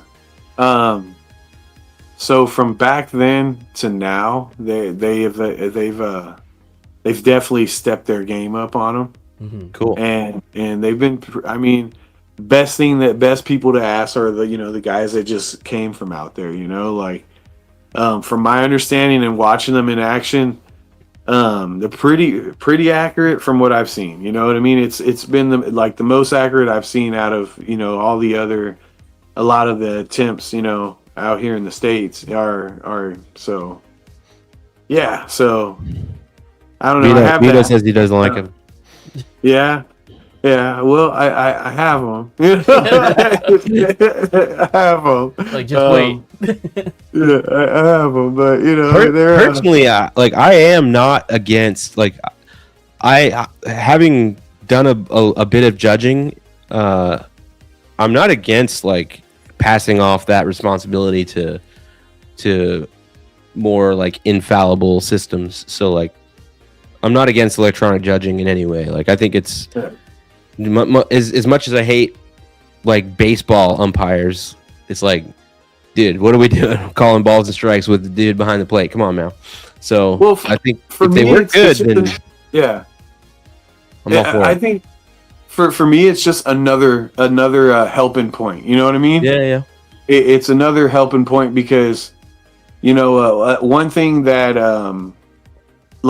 not only with that, I'm going to be using. So I've been talking to a few people on it, and as y'all know, a lot of for instance, Super G with the cameras up at Bird's View, right? Yeah. Well, now we got these AI security cameras, and they're Bird's View. You put them up at Bird's View, and now you can start setting these cameras up to the same way they'll follow a face. You can start setting them up to where they'll start following the cars. Yes. So computer vision. For me, I'm thinking with the sensors for your people watching visually forward, and then also to have that option of you now going with the AI security cameras. I think it makes it easier, especially for me because I'm going to be hosting comps, and obviously I'm not going to be driving it. I don't really believe in track owners driving own comps. Naturally, I don't think it's fair. You know what I mean? Because it's if anybody's getting the most seat time at their own track, it's gonna so you made the layout, yeah. But I do see it a lot to where I'm going to be judging a lot of comps myself. Yeah. So in ways I'm having help. These are kind of helping hands for me. Yeah. And that's another thing out here. I kind of want to start throwing my goal was once I get it going, I actually want to get a group or a class and kind of get other tracks out here to where other tracks that want to have proper competitions and actually properly judge. because there's a lot of comps out here that, you know, it comes with people. You got judges that don't really have no background or don't really, you know, and it's like, honestly, it's been, you know, I've heard from what I've heard, it gets like to the where, you know, some people aren't even going to tracks anymore because of it, or, you know, and it's like, I kind of want to start changing that as well. Yeah. You know? That's kind of what I was going to get into, was like, as a track owner, marketing wise, one of the worst things you could do is judge a comp, because like inevitably you're just going to piss some people off. You know what I mean? Like, so it's just kind of like, I feel like I'm pretty good at like the past comps I judge. But fully break it down. As you could be the best judge on the planet, but people are still going to get pissed off. You know what I mean? Yeah. Of course, nobody likes losing. Yeah, but, exactly. So that's my whole thing. Was like, if we can, I think for me, the future would be there. I'm not even like, this is just going to happen. I know this is going to happen. It's going to be all bird's eye view, computer vision, like the algorithm tells you what your fucking score is or who won the battle, and there's no arguing it. And that, like, we have easily the technology to do that right now. It's just not, obviously it's not going to be applied at such a niche D1 Grand Prix thing. Huh? Like D1 Grand Prix. Yeah, like that, know, but on a whole other yeah. scale, right? Like, so with the sensors, right, that's only at points. So you could be on the wall at one sensor, then come off, then be on the wall at the next one and come off, and then get a high score. But with like computer vision, machine learning shit, it'll be like your whole line is scored, and it'll be super accurate, and it'll just spit out whoever won, and then there will be no arguing. And hopefully that'll be a lot easier for the track owners, because I think one of the biggest problems for a track owner, and Judd will attest, is one, even finding judges. Like, it's hard to find 3 people that know what the hell they're talking about that don't want to also drive. Yep, exactly. That's why that's really challenging. So imagine as a track owner, if you could both be completely separating yourself from the judging, you're not judging. Then honestly, I think it opens you up to be able to drive at that point, which is great. You know, it makes more people want to own a track because they can still compete. But you have a computer system that's used nationwide that everybody uses. It's one thing. You don't have to have anybody else running it. Bam, that judges. How cool would that be? Technology, 2026, dude. Let's get it done. How about affordable technology though? Because like, if you think about races, right? Like the race timing is like thousands of dollars, right? That's part of what I'm saying though, is this technology already exists. Yeah. It just has to trickle down to us. We're very far out on the edges of needing technology, right? So it's going to take a while for it to trickle down for us, and there will be people that try to monetize and capitalize and monopolize the technology. But eventually, it will be 100%, I think, computer vision scoring. In my opinion, is what it should be. I think any sport, baseball, basketball, all of these sports, tennis especially, should be 100% computer judged. There's no reason to have a guy behind the plate calling balls and strikes. It literally doesn't make sense. And then you still have your, thank God he retired, but if you watch baseball, everybody knows Angel Hernandez is like the worst umpire of all time. Just get rid of it. You don't need to do that. Yeah. For whoever's watching the show, y'all know somebody good with AI. Let's get them AI security cameras. Yes, we need to get some RC drift nerds working on this shit. I'm not quite at that level, but I know they're out there. Yeah. Straight up, coming up with that would be badass. Almost like, like for instance, like even the game everybody loves playing Car X, right? Yeah. Doesn't it have that meter when you're going to the wall? Yeah, there ain't no judges on there. That's what I'm saying. The technology already exists. Do you think it has to be applied to our sport? Do you think that would get rid of a lot of the characteristic of drift though? Because like then you're just going for points, right? Well, you can tweak your track. You can tweak your algorithm for what you're scoring for. Well, sure, but like style points, right? Like that. Yeah, you can tell a computer what style is. Yeah. Okay. Yeah. You can. You really can. So, but until that happens, Until that happens, we got sensors. That's kind of why I've shot towards having the sensors. No, that makes sense.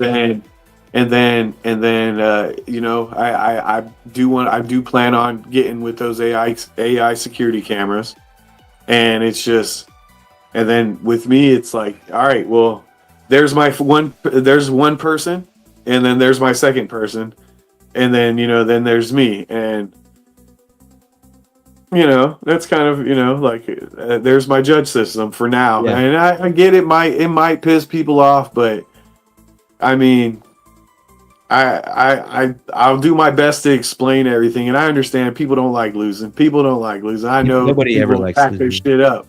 If you like losing, then if you like losing, then what the hell are you even doing in the sport? Like, what are you doing signing up for a competition if you don't like losing?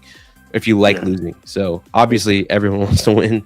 But I'm here to mess. I think in general, in the whole community, we all need to be a little more okay with calls not going our way. I think it is very frustrating when you lose, and I'm as guilty as anyone else of this. But it definitely is very annoying and frustrating, and it makes you mad. But we all need to realize that we're being given an opportunity, and other people are giving up their own personal time to allow this to happen. So, and also, some people, and then to argue it, you know what I mean? Like, you know what I mean? And it's like, I do a lot of quality control, and it's like, I get a lot of welders pissed off at me, and it's just, but as I used to be a welder, like, I know when something, I'm a perfectionist. So it's like when I would see something to start messing up while I'm welding, I would just stop, fix it right there, and then continue, just because I don't like having to do rework. And it's just like, sometimes I'll look at, but sometimes I'll look at a weld and I'll look at this guy like, man, come on, you knew right there you were already messing up. Why'd you finish this? You got to grind that up. I'm sorry. So it's like, that's like, I think one of the hardest things to ask somebody to do is to be real with themselves. Yeah. You know what I mean? Like, that's a really big challenge for a lot of people. For most people. And I think that for all of us. In bad judging, I mean, I don't know. I don't pick favorites, you know what I mean? And honestly, like, if I'm judging a comp with like my people in it, I'm even harder on you guys. I'm gonna be honest. I'm even harder. Well, I think that's part of the problem, right? Yeah. Yeah. It's not even that there's favorites; it's that the favorites are judged more harshly. Yeah, I think that's the case in most situations, but that's still not fair. You know what I mean? Yeah. You do better than this. Just does that. Actually, I watched that when I went to Jersey with the Rev D drivers. I saw him. I was sitting right next to. I can't pronounce his name right, but I was sitting right next to him, and as soon as one of the his drivers went, he was like, "Nah." But a low qualifying score, and I was just like, "Oh man, dude," Yeah. But hey, it is what it is, All right, Adam. What do we got in Roast My Rig? Let's change it up.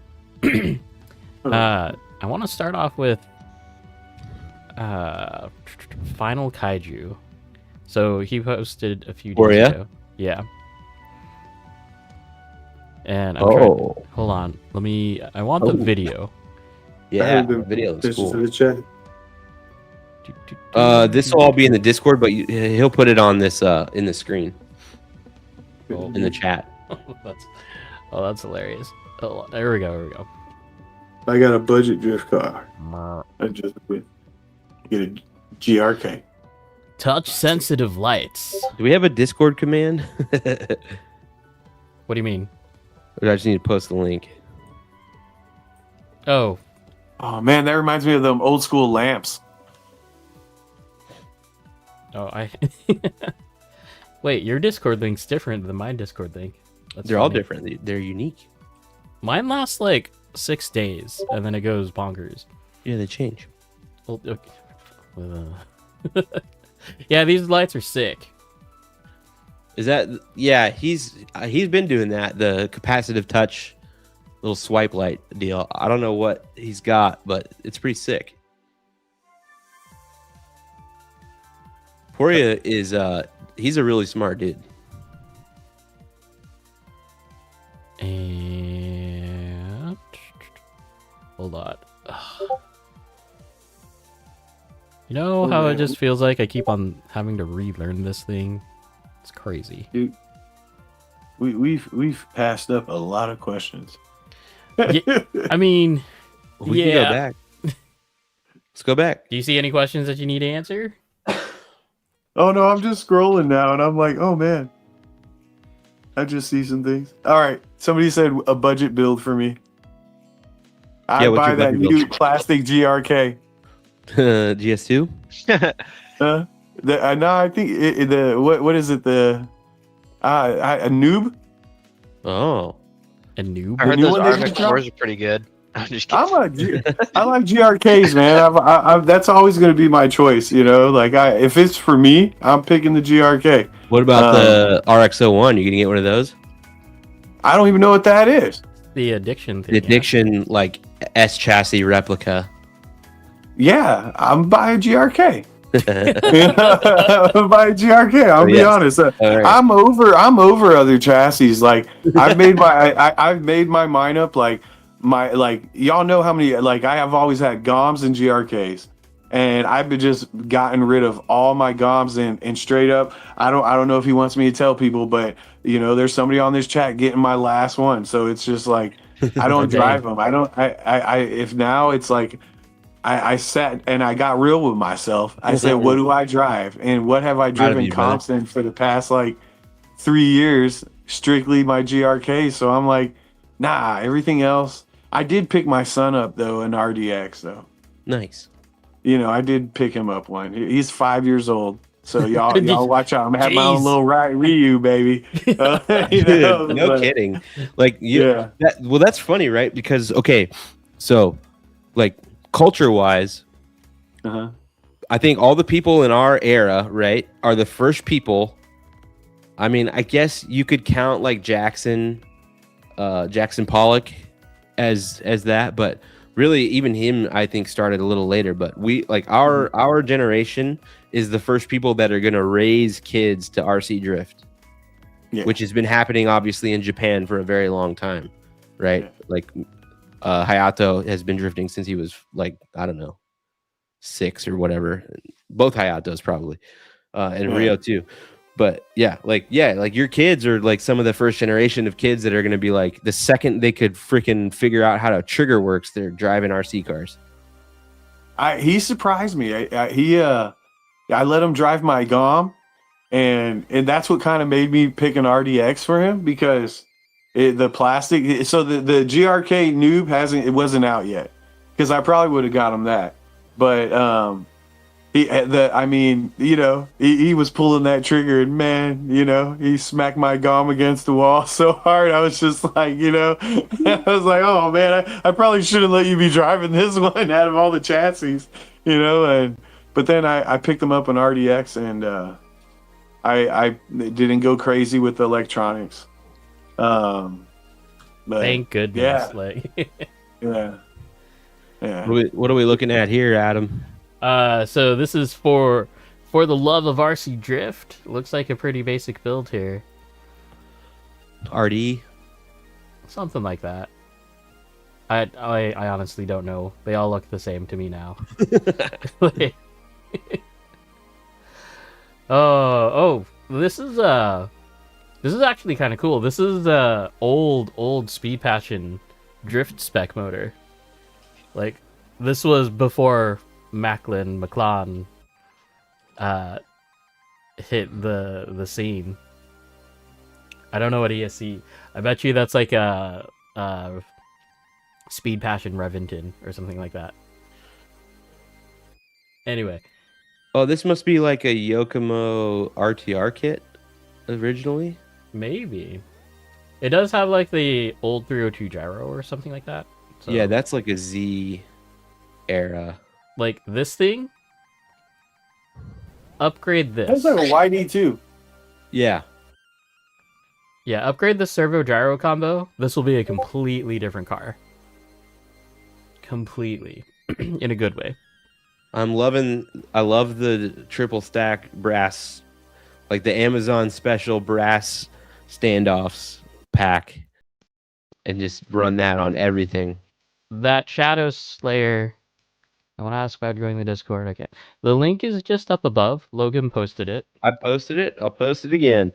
Also, if you're looking for rear body posts, let me know because I have like 7 sets of those from our design. So Oh, the good ones.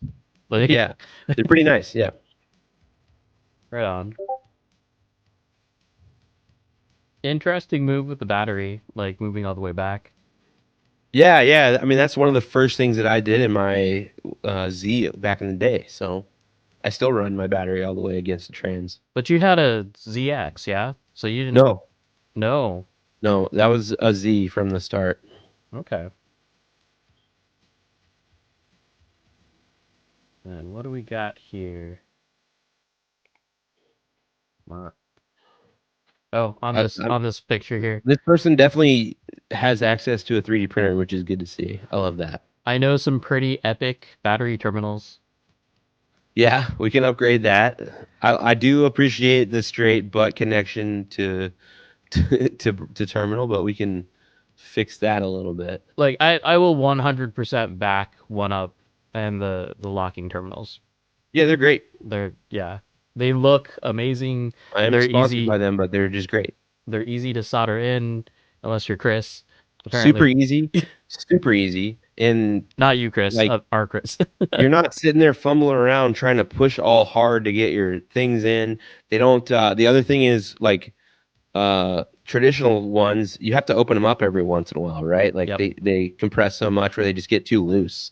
So then you have to get in there and like try to bend all the prongs. One up ones, nope, you just screw them in, you're locked in. Yeah. Always Y'all love rock stack on. weights.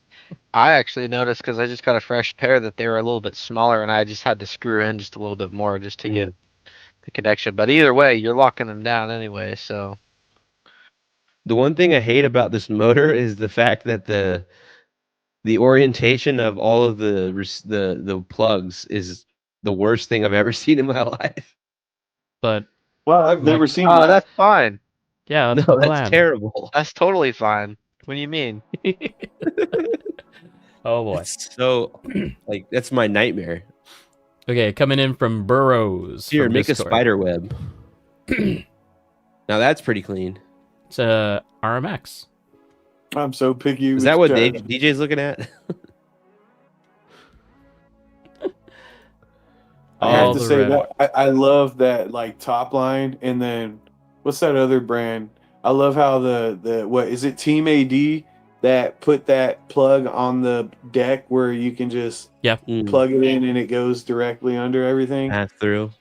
Yeah, I'm all about the wire tucks. My guy, The, you're at minimal storage wire vault. as possible. I have to say, I can't understand why people would have a voltage gauge on an AccuVent setup. Oh, telemetry. Unless you're running SR or is it a SR or UR? Not SR. It is SR. SR is servo. Yeah, I know. You lose telemetry if you use SR. I'm using SR and I have telemetry. You running Sandwall, potentially? Maybe? Fly Sky. Oh, he is running Sandwall, huh? No, Or Fly Sky. Fly Sky. Yeah, that's why. Brother, just get a 7 or a 4 even, and you can just not have that on there. Be sick. No, it's fine. It's I fine. don't know. I have my 10PX, but I just switched to the Sanwa M17S. Why is everybody doing that? I don't understand. Because Hayato said so. Whatever Hayato says, No. you do. So I'm not running nothing for the Futaba no more. Fair. That's Like, fair. I switched. Yeah. I switched. I ran Accuvance. I ran S-Bus, and I ran Futaba servo gyro. Now I'm running the Breathe, and then now my GRK. I just switched from KO Propo to Rev D. So now it's like I got my 10px, and I just look at it like I like that the M17S is lighter, and honestly, it's like an iPhone to me. And my 10px. But you got was baby like, arms? Uh, You got well, baby arms? hey, You got a little baby arm? I just it's smaller. Hey, I almost. I mean, yeah, I like it. I just drove it in that video. That was me driving it for the first time, man. Okay, so And apparently I like 6PV and 10PX can have telemetry in SRUR mode. Cool. You can't with the 7PXR. But also, if you were running a voltage gauge, where this is positioned, you still have to take your body off. So definitely at least put it on the back so you can see it through the window or some window. Hold, please hold. I just want to take a little bit of time to look at this awesome JSM goal pinion gear. It's pretty epic. All of the normal titanium blue stuff. I like it. But check this out. I like this. 3. I F40. haven't seen. You don't see those. I feel like that That's body's Yokomo crazy. one? I don't know who makes it. I know Yokomo has one. They're kind of rare. Okay, so there's no front shot. And I think that's the only way that you'd be able to see the voltage meter is through the front. So I can't. They're handy if you're just like looking at the side of the track and you're not by your radio. I know plenty of people that do that. Okay, infamous Dow. Rush job, RCDC paint job. Let's go. Don't do that to Dow, dude. That's what he said. Roast my rush job RCDC body that I painted 5 days prior to my flight. Okay. US number 2 Dow. True. Wheel gap. All True out wheel facts. gap. Dow was like barely cut off of making it in RCDC. It really upset me. This is It was crazy the level that you had to drive to qualify for RCDC. This is the addiction body. Yeah.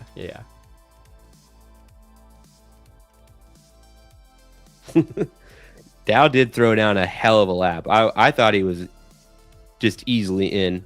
Wait, That was some of the best driving I've seen from Dow. this survived tech? Like, don't they pick your car up by the wing over there? I know that they say, like, your crap needs to be, like, all mounted and, like, doesn't fall off. A lot of people out here do tape wing. Oh, no, I do taped wing all the time.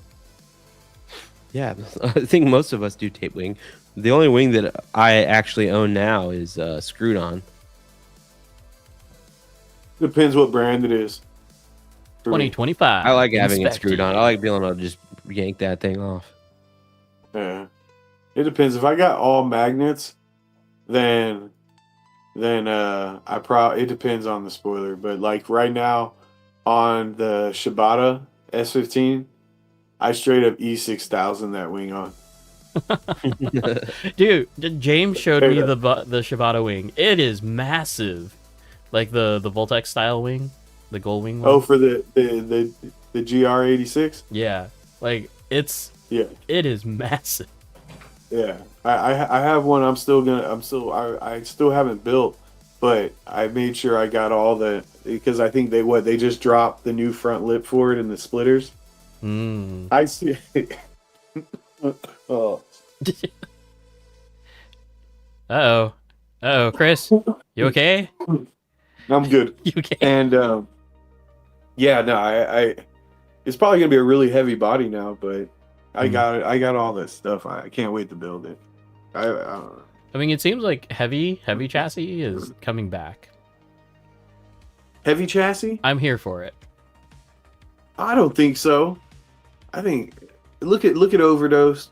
Look at I mean look at those new rims they just posted up. Like Yeah, they got spots cut out in the rims. And then GRK has been, it seems like a lot of their stuff is going more light.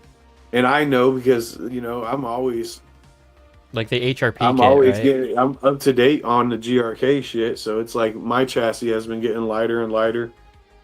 You know. Yeah, but like stock GRK5R is like a tank, like coming that and then making it lighter. Yeah. See, I've my GRK is built from the limited edition one, so from the regular GRK5. I've been making it lightweight from then. Mhm. So I don't know. I don't know what all comes in the kit of the GRK5R. Gotcha. Lightweight is philosophy for GRK now, under Hayato's guidance. Okay. I mean that's what the new conversion kit is, right? No, that's make it stiffer. Vito, how much is your car weigh? Vito will be on next week, so we can talk to him all about that stuff. Yeah. I know mine. I just hit 15. I think I threw up the post. Mine right now is at like 1,500 grams with the body and lipo. You know what I mean? Yeah. And I'm running all titanium bolts, titanium tie rods. I put the new short, you know, the smaller upper arms. I put them in the front and the rear. Yeah, nah. But then, what's crazy is with all that parts I just put on, I'm around the same weight I was when I was rolling with my RR setup. Mm-hmm. But like, I mean? So to me, that's still like pretty normal and still on the heavier side of things. Like, I don't know where everywhere else was running, but like we were coming from like people that were just barely making weight. Like in our series, like James had one of the lightest cars. Like, my setup is underweight if I want it to be. Yeah, like barely. But I've been running it like at max weight, so it's kind of funny. Yeah, everyone looks at your chassis, Logan, and is like, "What the crap is all this weight?" Yeah, it's the first thing that anyone ever sees. It's funny. I enjoy it. Hecotech GRKR is about 1,500 with battery body. Yeah, I mean, like, this is where I expect it to be, right? That is where I would, yeah, that's where I think it's at. I would say that's in the middle of where most people were at when we were doing comps like 2-3 years ago. Dude, I remember when, like, from GRK 2 to the 3, those, man, when I had them, dude, they were pushing around like 1,700 grams. Right. Yeah. But, yeah, I mean... So was the Shark. So was Gom. You know what I mean? Like my Shark. Yeah, my Shark is like 1,550, somewhere around there. My car, if I take everything off, fully dressed, is like 1,297, and then the way I drive it, it's much more than that. It's like 1,100 on the rear, and then probably like 1,600 something. Speaking of GRK. Yeah, it is, Vito. That's a good set. That's a fun setup. I think the first time we met, Adam, that was when I had my GRK 3. Oh yeah.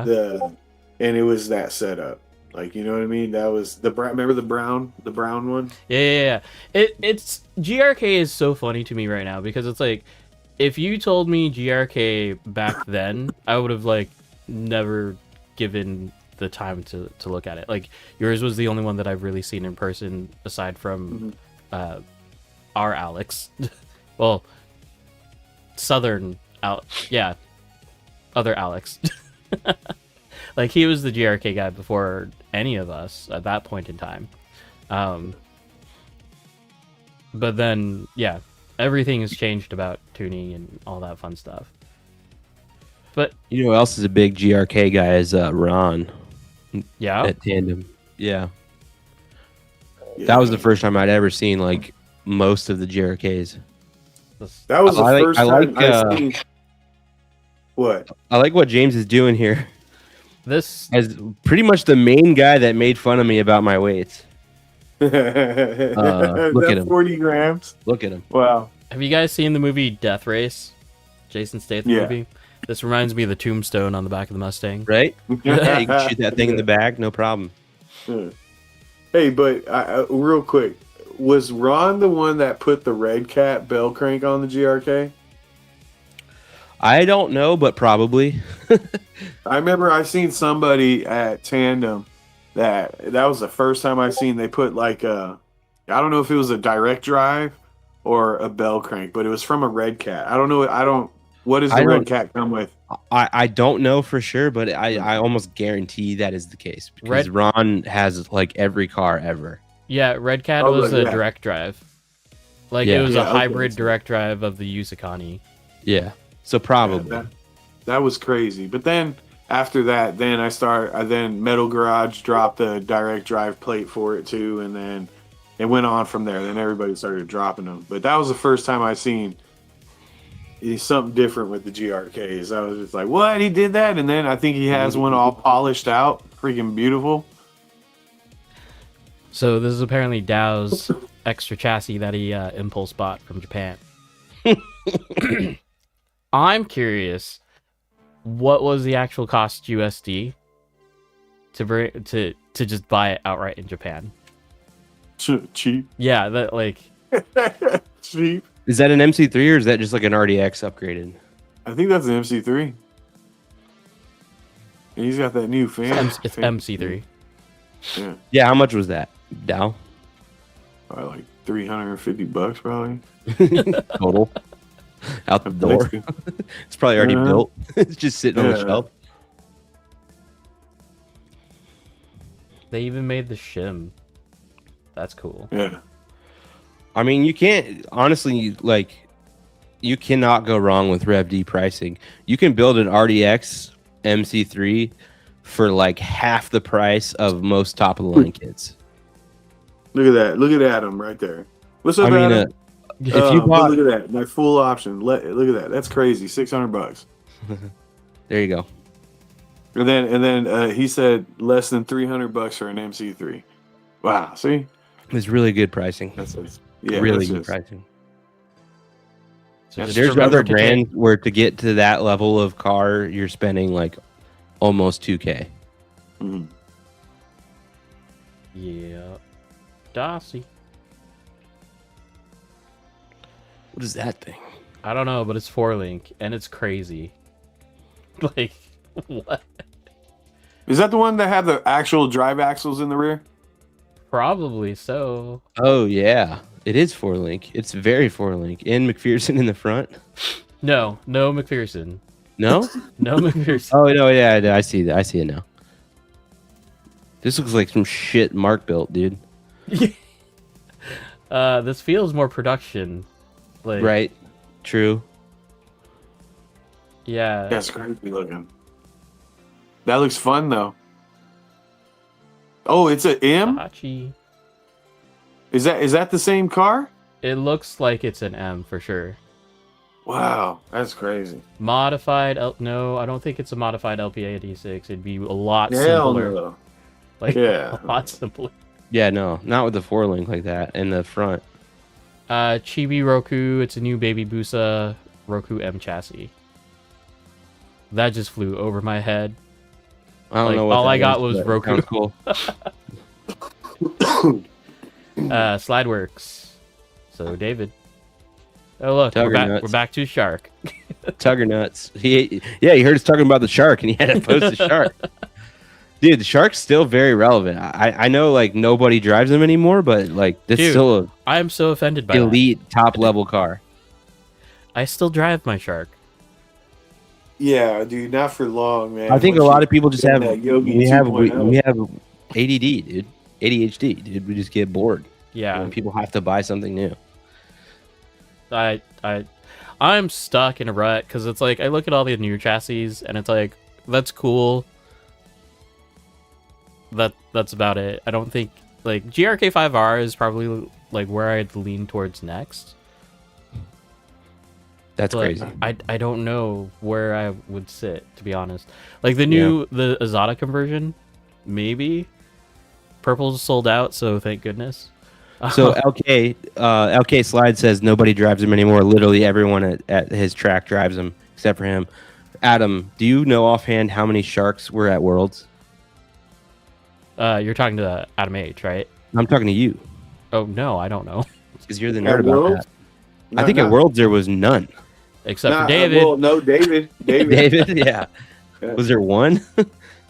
And I'm not saying they're bad. I think like I said, I think they're amazing. They're still sick, but like it just shows you the seasonality of RC drifting. Like basically whatever wins RCDC or whatever comes out at the right time just gets picked up. We got Aaron. What's up? Yeah, I was gonna say the other Adam can also tell me because he is a big stats guy. Yeah. I mean, he would Oh, yeah, know. what's up, like, Aaron? out of all. I bet it's single digits. Andy from Team Endless still running Shark. Anyway, Yes, Bacon, I do have about 250 grams of weight. I mean, just look at my Instagram. they You look can like see, bullet chassis casings, pics. is what they look like. Like, where is that doc, Adam? Hey, I keep track of like our SDC series. That's about it. what y'all keep talking about the Azada? Is that the one that's the one with the 2 shocks, right? So The new one? there's the Merlin, and then I totally forget what the new one's damn. called. But Oh, they're making a new one. it's a conversion for YD2, RD2, like all that stuff. You're basically buying like everything minus the suspension bits. So Oh, dude, I didn't even know that. I'm telling you, man. Like, I stopped looking at other chassis. I no, I feel you. Right, Like well, I'm yeah. there too. Like I was very wrong about sharks. My bad. There was 30 sharks. My bad. oh geez, welcome to Carne Azada. I like more sharks at Worlds than RDXs. That's shocking to me. Next year last will not be Worlds? the same though. Yeah, I Like- I don't remember looking at someone that was driving a shark. I don't believe it. That's because PDX van way. exists, man. No, that's pretty crazy. I mean, there was like how many? I think DJ was the only MST driver. No, there is another dude. There will probably be more, like But RMX4. that's not even a real one. That's a beast. You got a beast one, a beast mode, right, DJ? Yeah, Yeah. Yeah, that's not. Yeah. Yeah, right now my shark is driving the best. I messed up 3 my RMXs. kaiju pretty bad.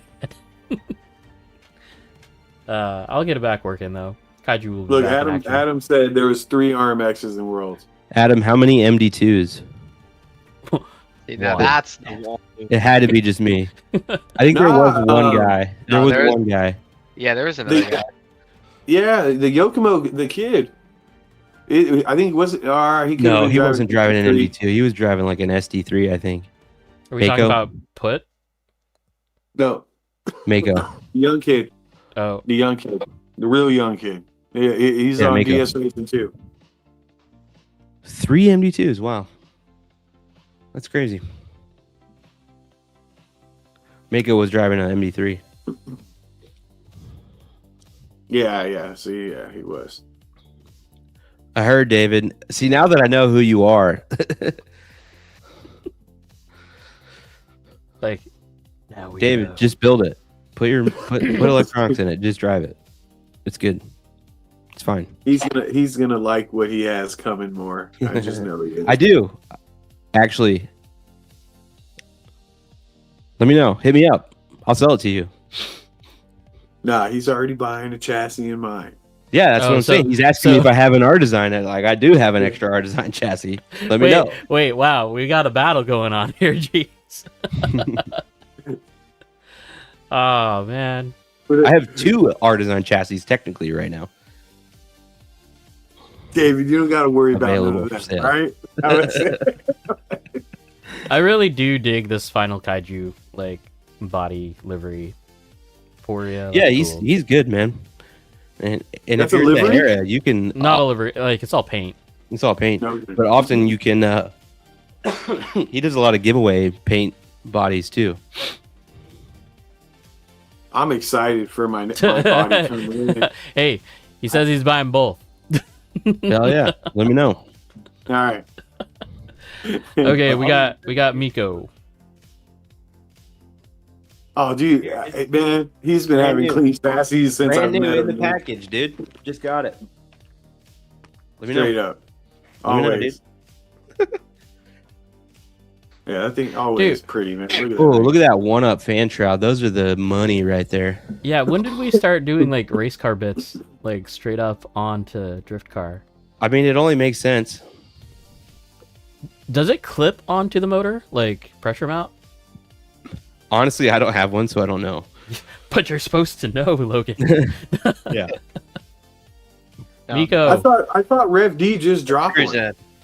Miko is a one-up guy now too, so that's what that's all about. I thought Rev D just dropped one though. No? I don't know. Funnel? Come on, I know there's some Rev D drivers. No, here. sorry, funnel. Overdose Yeah, just like dropped one of those, theirs. like a fan shroud. Overdose just like those are coming in. Addiction did for RDX. There you go. Oh, Mm. And Dr. H with the stats. There you go. 25 Golms. Oh Dude, my gosh. that's Crazy. That's a lot of money. That was I'm kind of shocked. So Shark is still the most popular chassis at Worlds.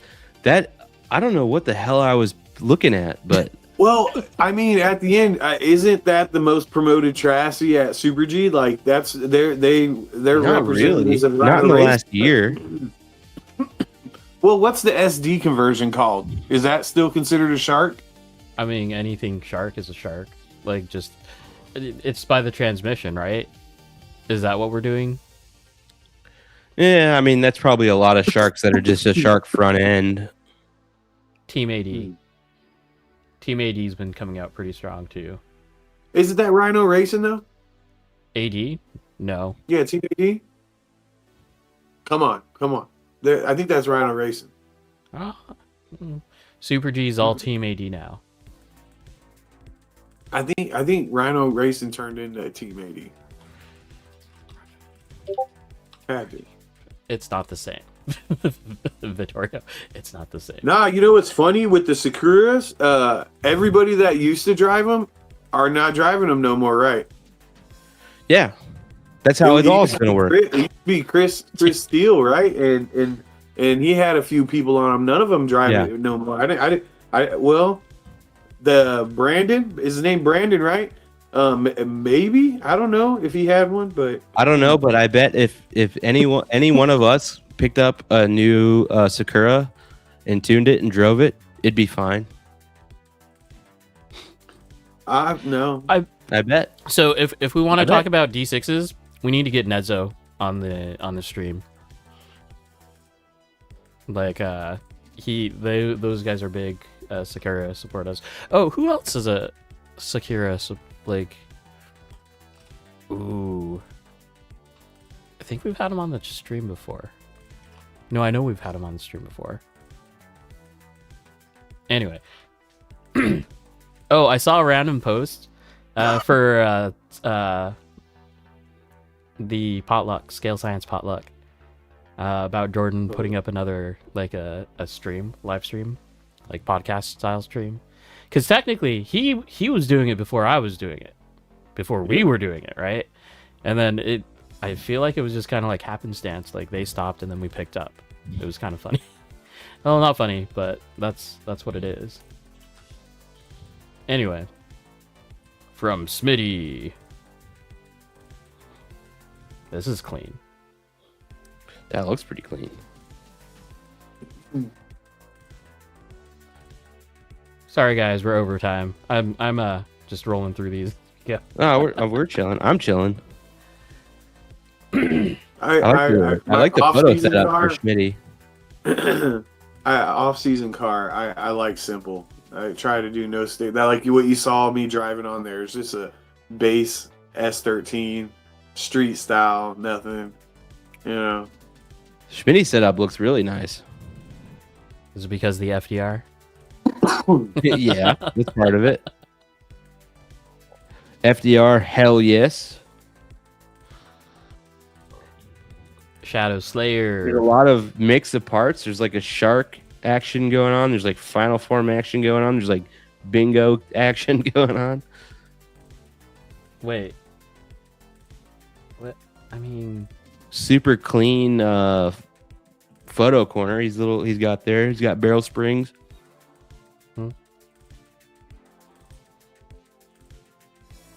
Body looks nice. this is coming in from Shadow Slayer. Shadow Slayer. What kind of The phone are you action. taking pictures of? Potato phone, iPhone 4. What is all that? Huh?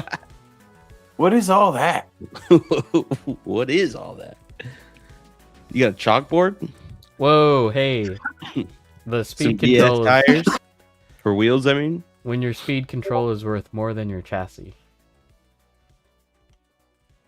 That's what this Yeah, RPX2. Yeah. I've been considering an RMX4 to be honest. The phone is also an RMX, dude.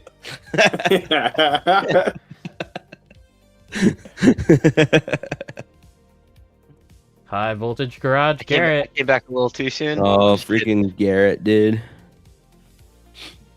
This guy. It's a good angle. I like that angle. But the wheel tuck. Okay. Are you guys more fans of fitment or form over function when it comes to wheel? The wheel. If you've ever seen my car, you know for sure that I'm form over function. Yeah, I know you. I'm function. I don't care.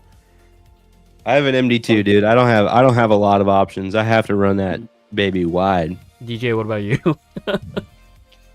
Oh man. Shoot. I feel like you're usually pretty on point with the fitment.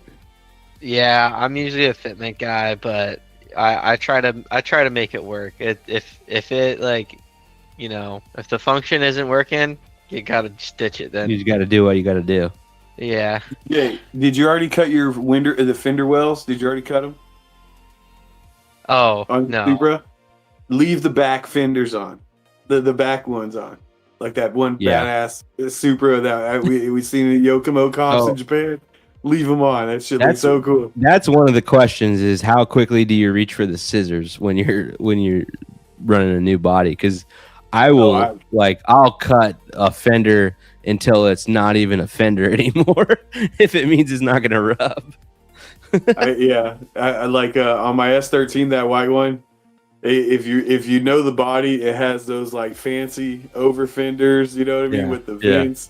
Yeah, none of that's on it. Sometimes there's like a I so was like on the rubbing. Corolla, there's like a body line where the fender goes flat. That thing is entirely getting cut off. This Nissan right here, I'll cut that all the way to the wide body lines. Like I don't care, dude. It has to work. And it'll be all crooked. If you look at my wheel wells, they're like double radius, like all just horrible. Yeah, you can see on this car, like this Z has the flat spot. Like right here. I will smoke way past. Oh, like that's getting cut off for sure. If it rubs, I'll cut that off. Some people won't do it. I end up cutting it. I got my new body coming in for 2026 season. I got Joe. He's out there with you guys. You know, a little in Washington. Oh, Bankai? But yeah, Nice. I'm getting I got that the new GR86 from Addiction. Their new one. I don't know if it's out here yet, but he's got it. You know, Dude, that dude is like one of the Really? most talented. He's like, he's one of the most talented painters I know. I just wish he would like. I feel like everybody knows him, but not everybody knows him. And he also is just not like his output isn't that much. Like you see a few bodies every year, but I mean it makes sense because they're all insane.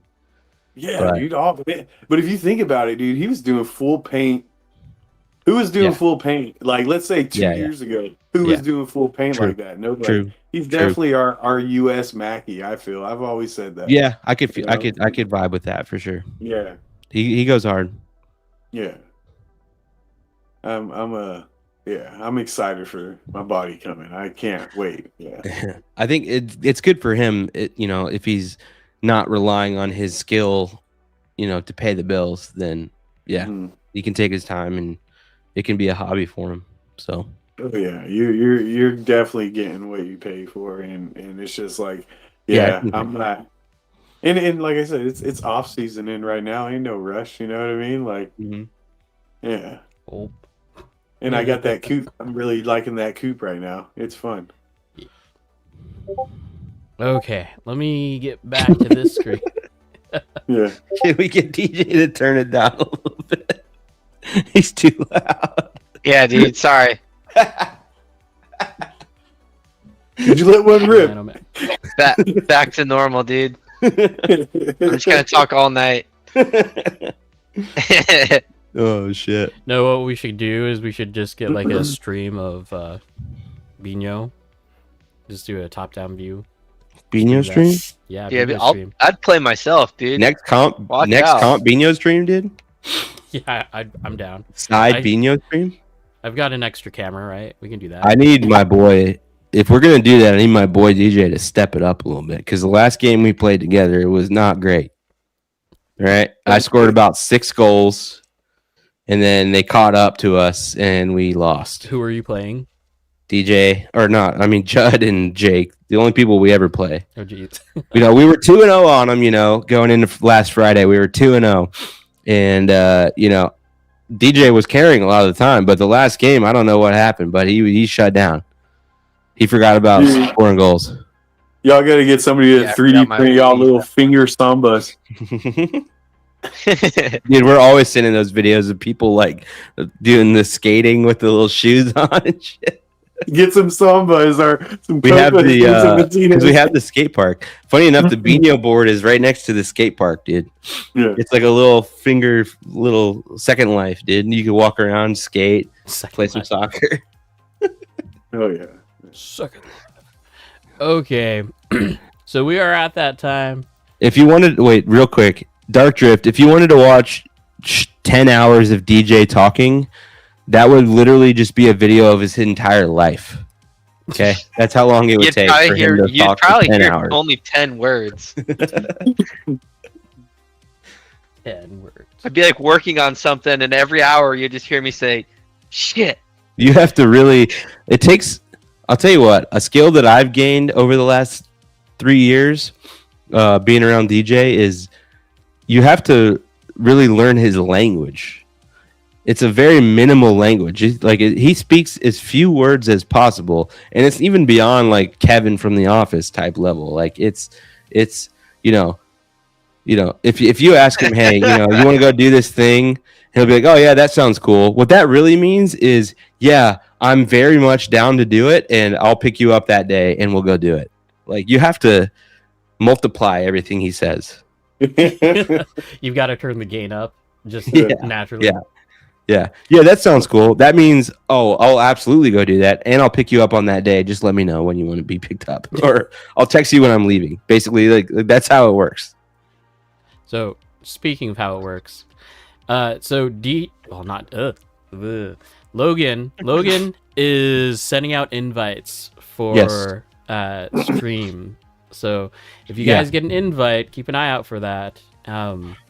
We're giving you guys the option to pick the day that you want to stream. Yeah. So the way it works is we have a new setup where basically we have a calendar with all the episodes. Chris and Vito have already experienced this. But basically all the dates of the podcast are on the calendar, and you just pick whatever one you want to do, and we allow you to like invite a couple people if you want. And yeah, so I'm gonna be sending all that stuff out hopefully this week. Yeah, Vito and Dan from Vanquish next week. With a question mark for Emerson. Maybe Emerson. I don't know. That'll be fun. Sounds like Vito says no, but I don't know. Regardless, I'll probably send Emerson an invite either way. Anyway, so if you guys do get an invite, just take a look at the calendar, pick your time. And if you want to be on the show, don't be afraid to ask either. We'll get you in contact with Logan and we'll get you an invite. Yes. Wait, are you talking about Emerson, Japan? Emerson? Yes. Oh, that's my boy, man. Good guy, man. I don't think it would work though with the time zones, but you know. Yeah.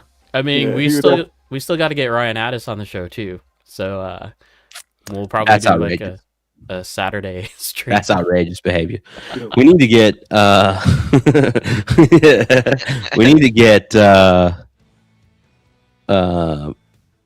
I've said not talked to that like Emerson. RC Drift Talk and like Slide Customs too. So Mm-hmm. Oh, and Josh Geeg. We still need to do Josh Geeg. yeah. Because I totally failed at Super G. Man, okay, I hope... I thought Japan Emerson was USA Shibata and Emerson. Never mind. My bad. Oh, never mind. I was talking about the Brazilian. Yeah, it was in Japan. Okay. Okay. Anyway. All right, you guys. So same time next week, 7 p.m. Pacific Standard Time. Chris, where can we find you on the Insta, socials, all that fun stuff? Oh, Chris the Establishment on both. Any shout-outs? Oh yeah, my team, all my guys. I love you guys. And, Shout out to boys, dude. Shout out to Adam. Shout out to Justin. Shout out to Aldo. All right. Shout out to Oh, Parsa. yeah, I gotta count it. All right. So shout out to Adam, Justin, Aldo, Persa, Daniel, Cody, Yeah, dude. James. See, but now I said them all. I gotta count my fingers. Yeah. Yeah. Talk yeah, about a dude. heavy hitter team, dude. Yeah, be ready because Ray. yeah, I got a lot of plans. 2026, man, a lot of stuff is gonna be happening. And Ray, Ray. you know, in Canada, you know, yeah. That Dude, that team is nuts. That team is crazy. Hey, you know, it's The talent. a brotherhood. That's insane, dude. That's a crazy yeah, team. And man, I'm so proud of everybody, man. Like that, like Yeah. man, I'm so happy with everybody. Everybody's just doing their thing, and they're killing it. And I was talking with Justin the other day and I'm like, you know, it's crazy that like the amount of time, you know, that, like me and Justin, you know, just from me and him, and then to what it is now, it's just it's crazy. You know what I mean? And it's like watching everybody grow. Everyone that you've added to that team is someone that I'm like, dude, this guy's crazy. Like, this guy is really good. I'm proud of it, and I just, it's everybody's attitude. I love it, man. It's just, I've watched everybody grow, and it's awesome, and it's, you know what I mean. It shows like my true love for drifting. You know what I mean? It's just, man, love them guys, man. Yeah. Straight up, man. You know what I mean? Yeah, man. All right, boys. Yep. Thanks, All right, everybody, guys. for tuning in. You're awesome. Great episode. We'll see you next week. Been great to be back. Good kickoff All right. to 2026. Yes, sir. All right. Later. All right. Later. Not you, Chris. Great day. Okay. I wasn't hanging up. Yeah, there you go.